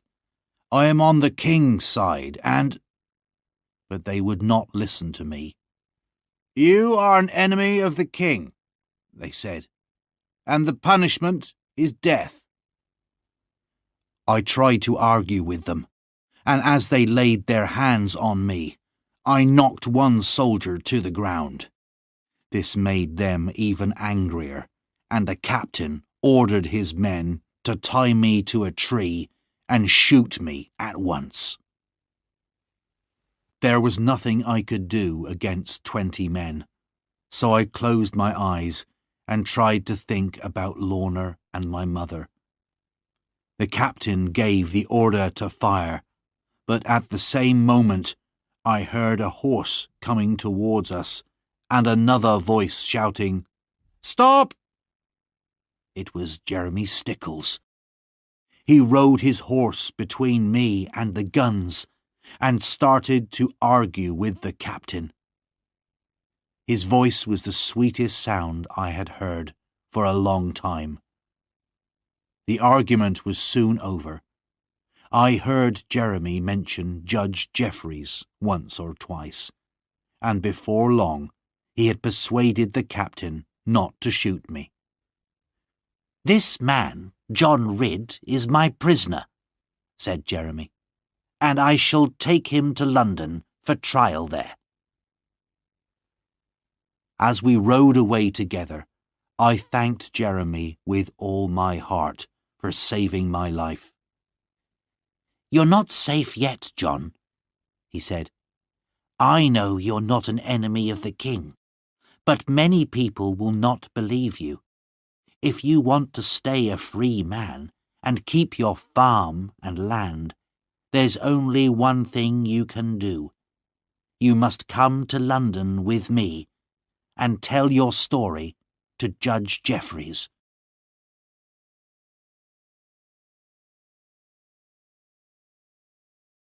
Chapter 12. Love and Revenge. London, of course, was where Lorna was, but it was 5 weeks before I saw her. Because I was a kind of prisoner, I was not allowed to move freely around the city, and I had to report every day to the judge's rooms. However, I came before Judge Jeffreys at last. He remembered me, believed my story, and gave me papers which said I was a free man and an honest servant of the king. I was now free to go and see Lorna, but to tell the truth, I was a little afraid. It had been a year since she left Exmoor, a year without one word or letter from her. Did she remember the old days in our farmhouse? Did she still love her poor, simple farmer, a man without great riches or a famous family name? It was true that the Ridds had held their own land on Exmoor for hundreds of years, but Lorna came from a family that had Scottish kings in its history. Everybody in London knew Lady Lorna Dougal. They spoke of her great beauty, and told me how rich she was, and that the Queen was very friendly with her. But if Lorna still loved me, then neither riches nor a proud family would keep me away from her. So, with fear and hope in my heart, I went to Earl Brandir's house. It was a very grand place. I was taken upstairs to a little sitting room and told to wait. Then, suddenly, the door opened, and Lorna was standing before me in a simple white dress, with her long black hair falling down her back. She was more beautiful than ever. She came towards me, holding out her hand. Gently, I took her hand in mine, then bent and kissed it. "Is that all?" she whispered. I saw the shine of tears in her eyes, and in another second she was crying in my arms.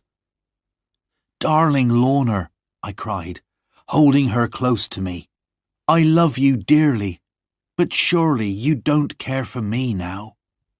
"Yes, I do, John. Yes, I do. Oh, why have you behaved so unkindly?"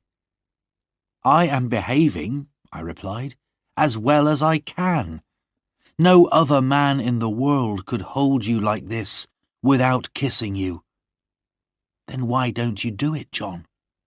asked Lorna, looking up at me with a laugh in her bright eyes. After that, of course, there was no more talking for about 5 minutes. Then my darling pulled away from me and began to question me. "John Ridd, you must tell me the truth, the whole truth. Why have you never, for more than a year, taken any notice of your old friend, Lorna Doone?" "Because," I answered, "my old friend and true love sent me not one word or letter in all that time." "What?" cried Lorna. "Oh, no, my poor John. I have often suspected something like this, but she always said—" With these words, she rang a bell very violently, and a few seconds later, her servant, little Gwenny, came in. "Gwenny," said Lorna, "what have you done with all the letters I gave you to send to Mr. Ridd? No more lies now." Gwenny gave me a very black look. "I didn't send them," she said. "You're a grand lady now, mistress. You should marry some grand lord, not a poor farmer from Exmoor. I was only thinking of you." "Gwenny, you may go," said Lorna, her voice full of quiet anger. "I don't want to see you or speak to you for at least 3 days. At this, Gwenny ran out of the room, crying noisily, and Lorna turned to me.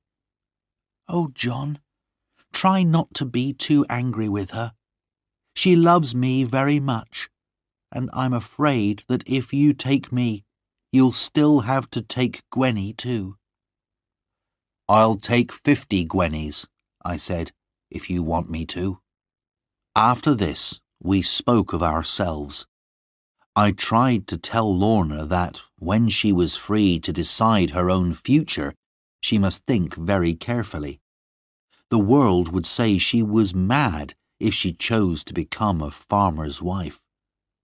Of course, at Plover's Barrows Farm, she would have a comfortable home, plenty of good food, and all the love and care I could give her. But it was not the same as being a grand lady who owned half of Scotland and who could marry any lord she wanted. Lorna could not wait for me to finish. "I decided long ago, dear John," she said, very seriously, "that you must be my husband. I think it was the day you climbed up the waterfall with your shoes off and a bag of fish for your mother. So, after all these years of loving, shall little things like money and a family name separate us? They mean nothing. I have not been here a year, John, without learning something. Oh, how I hate it. Only my uncle and Gwenny really care for me. All the rest are only interested in my land and money. Oh, John, you must never leave me. It would break my heart." Of course, I gave in at once and said, "Darling, you must do exactly what you please." For that, she gave me the sweetest of kisses, and as I left, I went grandly down the great stairs of Earl Brandir's house, thinking of nothing else except that. For the rest of my time in London, I went to see Lorna every day, forgetting all about my poor mother and the work that needed doing on the farm. Then one day I received a letter from Lizzie, and I realized that I must get home as quickly as possible. My darling Lorna cried and held me close, but she understood why I had to go. Lizzie's news was this. Jeremy Stickles and his soldiers had finally made their attack on Doone Valley, but it had failed, and Jeremy had been injured This was the worst possible thing for Exmoor. Now the Doones would make more trouble than ever before, and of course they would attack our farm. When I got home, I learnt that the Doones were robbing everyone around them, and the whole of Exmoor was living in fear of them. Then, a few weeks later, something even more terrible happened. The Doones came one evening to the farmhouse of Kit Badcock, a neighbour of ours, while he was out working in his fields. They broke down the door and stole his young wife, Marjorie. 2 of them carried her, screaming and fighting, to their horses, and then rode away. Meanwhile, the other Doones were searching the house for food and drink to steal, and one of them found the Badcock's little son crying in the kitchen. He picked the baby up, threw him into the air, and let him fall onto the hard stone floor. The child's neck was broken, and he died at once. It made me sick just to think of the cruelty of this man, and when people heard this terrible story, they were very angry. They said it was time for the people of Exmoor to take their own revenge. Men from all the farms and villages of Exmoor came to see me. "We cannot expect any more help from the king against the Doones," they told me. "Because Jeremy Stickle's attack failed, the king has refused to send any more soldiers. But we've had enough of the Doones. We want to attack them ourselves, and we want you to lead us, John." I said I was no leader, but they would not listen to this. "Try to lead us," they said, "and we will try to follow." In the end, I agreed to do as they asked. I thought we had a chance against the Doones, if enough of us decided to fight. There were fewer of them now. Some had been killed in the rebel fighting, and some during Jeremy's attack. We arranged to meet again and make a plan. Tom Faggus, now quite well, rode over to join us, and he soon had a very clever idea. "We're not soldiers," he said, "and we'll never defeat the Doones if we try to fight all of them in their valley. So we must lay a trap. You know the caves on Exmoor where gold was once found? Well, we'll tell a story around Exmoor that men have been digging secretly and have found a new cave with rocks full of gold.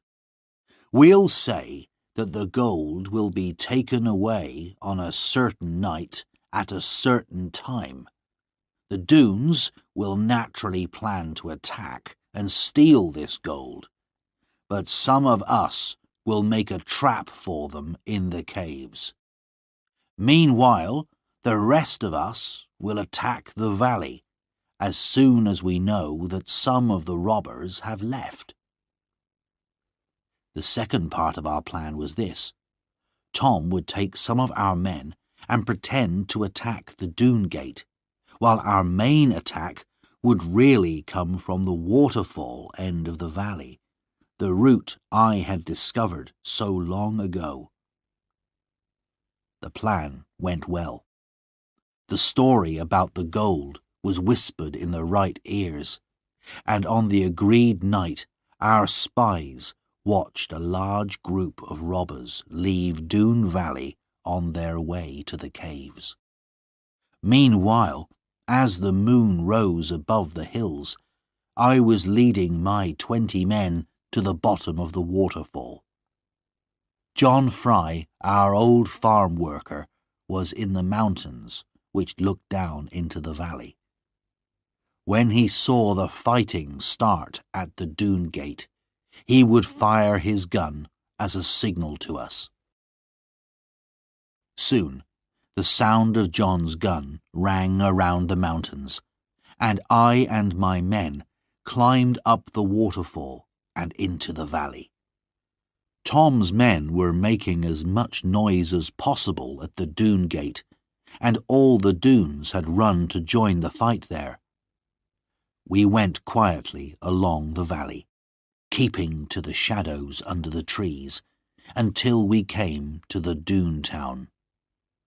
Then we got to work with our fire sticks, and before long every Doone house was on fire. We took good care, however, to burn no women or children, and we made sure that they were all out of the houses first. When they saw the flames and smoke rising from their houses, the Doone men came running back from the gate. By the time they reached us, the whole valley was burning. Houses, trees, everything, right up to the sides of the mountains.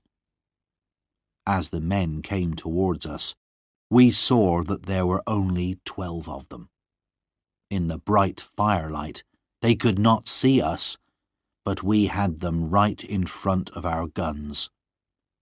There were so few of them that I thought we could take them as prisoners. But my men did not wait for a word from me. They saw the chance of revenge on the men who had burnt their homes and stolen their women for so many years. They fired, and 5 Doones fell dead. The robbers fired back wildly, but they could not see us clearly in the shadows. Soon all the guns were empty, and the battle became hand-to-hand fighting, with knives and sticks. I stood to one side. The only Doone I wanted to meet was Carver. But as I started to look for him, I saw something white in the grass, moving close to the ground. I ran to see what it was, and found the counsellor. I recognized him from Lorna's descriptions, and here he was, on his hands and knees, trying to escape from the fighting. The white thing I had seen was his long, white hair. When he saw me, he got to his feet. He knew at once who I was. "John Ridd," he said, "won't you be kind to an old man? Let me get away from this violence, John." "I will let you go free, sir," I said, "but on one condition. Tell me honestly which Doone killed my father." "I will tell you honestly," he said, "though it hurts me to say it. It was my son, Carver." "I thought it was him," I said, "but you were not there, so I don't blame you." "I've always been against violence," the counsellor said, shaking his head sadly. "And now, John, let me go." He was an evil, lying old man, but I let him go. I don't know what happened to him, but he was never seen again on Exmoor. Then I went to look for Carver, but did not find him. Afterwards, I heard that he had led the Doones who had gone to the gold caves. Our trap was successful, and all the Doones had been killed. All except Carver, who had ridden his horse through the attackers and escaped. The Doones were totally defeated, though. When the sun came up above their valley the next day, all their houses were nothing but blackened wood. We had lost 16 men in the fighting, but out of nearly 40 Doone men, only Carver and the counsellor were left alive. But the thought that Carver, that cruel and violent man, was still living somewhere on the moors, did not give me much peace.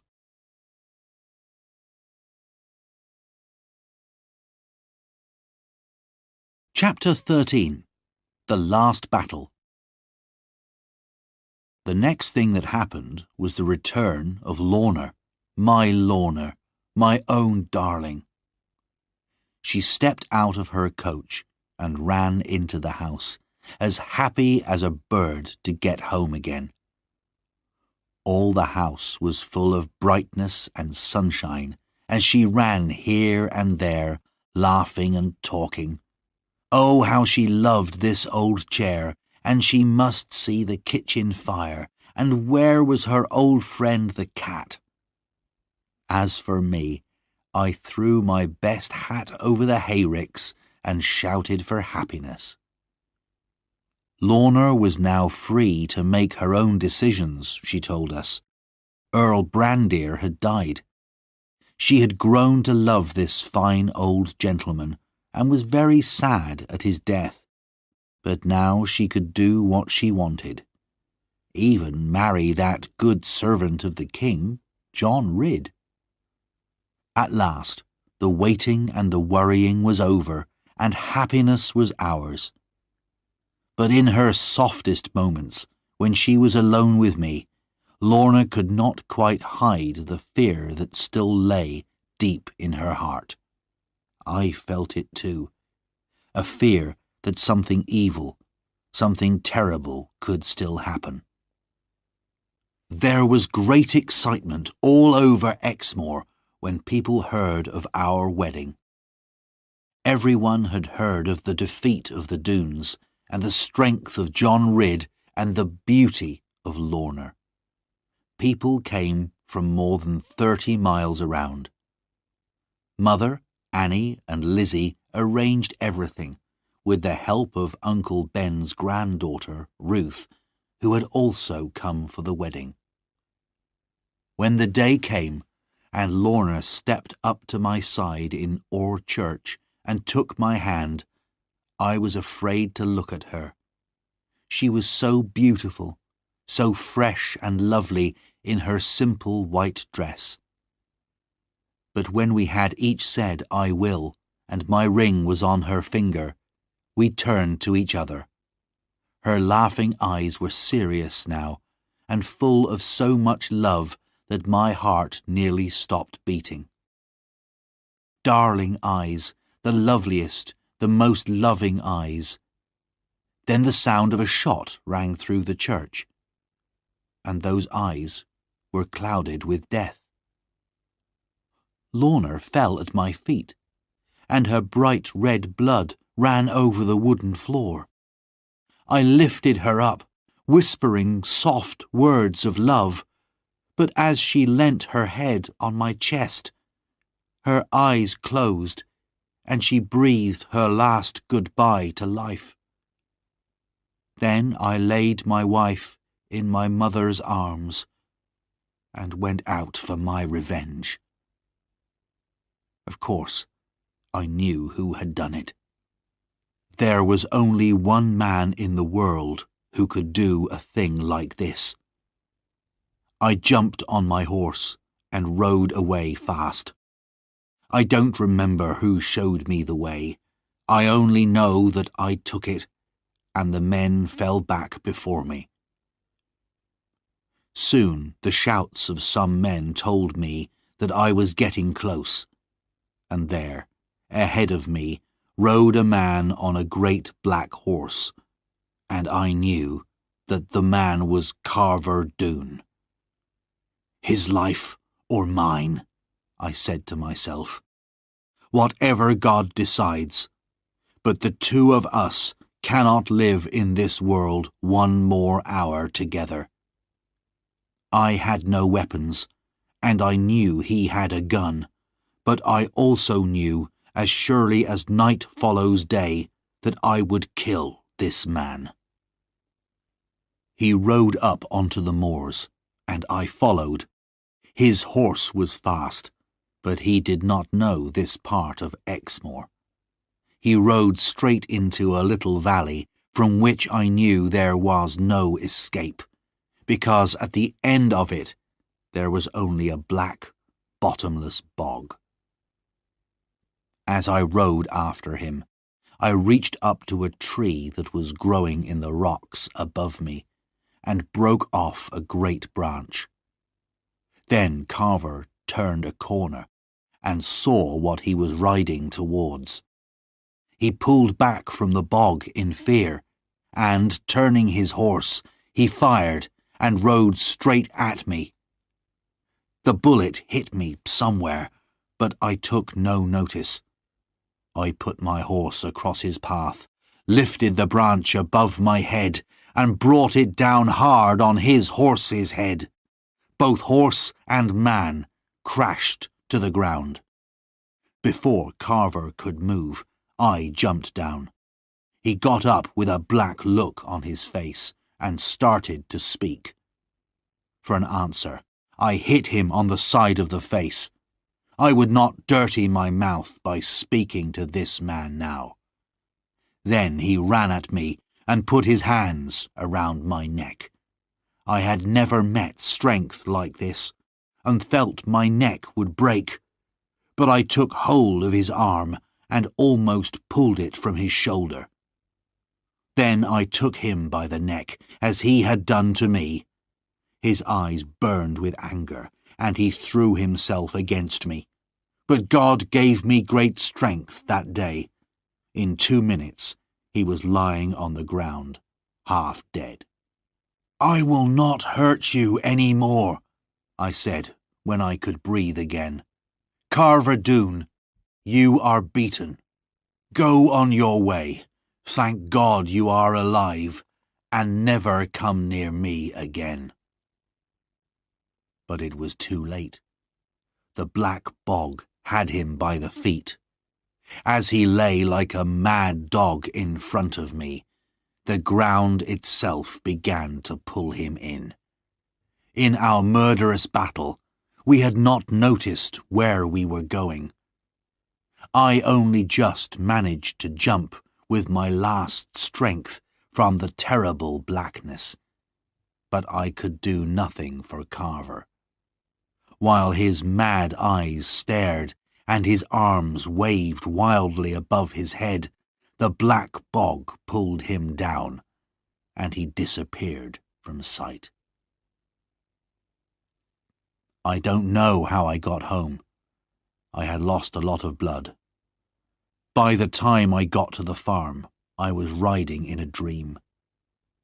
John Fry took my horse away, and Mother led me indoors. "I have killed him," I said, "as he killed Lorna. Now let me see my wife. She belongs to me, though she is dead." "You cannot see her now, John," said Ruth, coming forward. "Annie is with her now." "What does that matter? Let me see my dead one, and then die." All the women moved away from me, crying. Only Ruth stood by me and put her little hand in mine. "John, she is not your dead one. She may still be your living one and your wife. But you must not see her now. The sight of you like this will certainly kill her."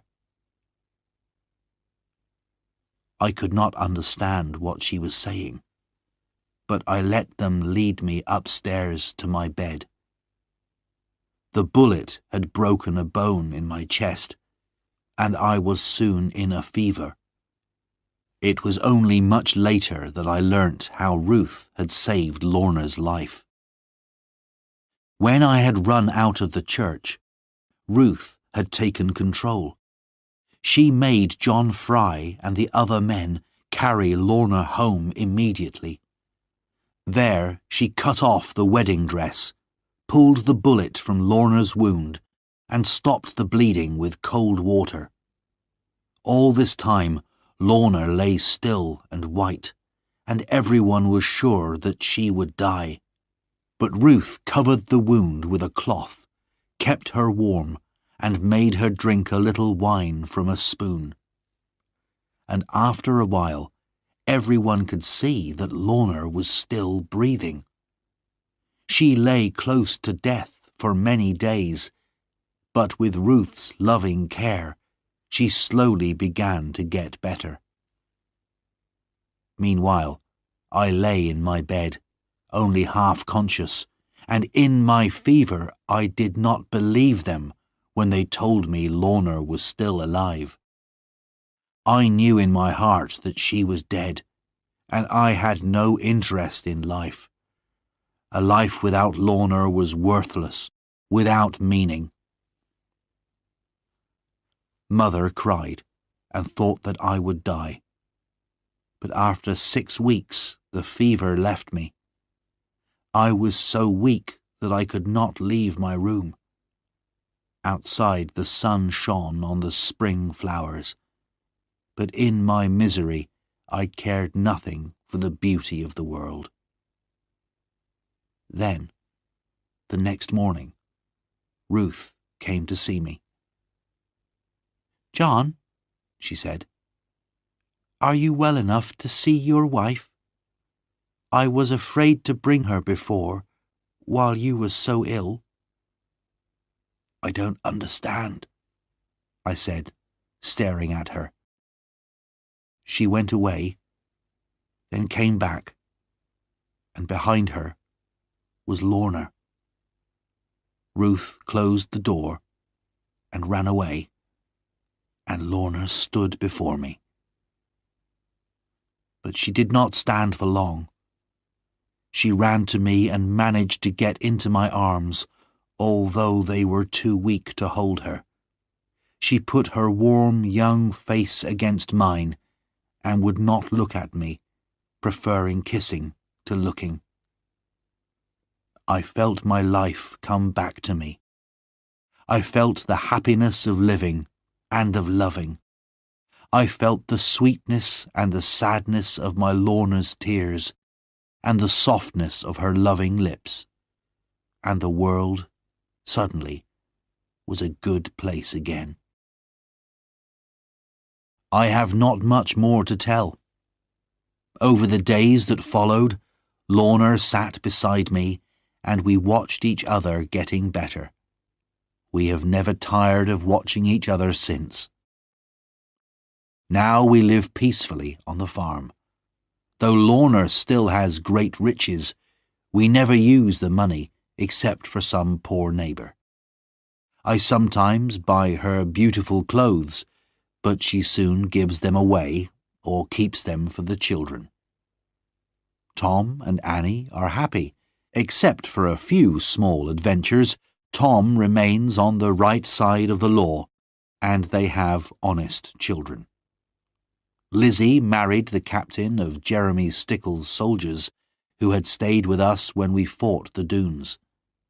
Ruth is not married yet, but there is a man who loves her as much as I love Lorna, and I'm sure he will win her soon. But of Lorna herself, my darling wife, I won't say much. A man should not talk too much about the best thing in his life.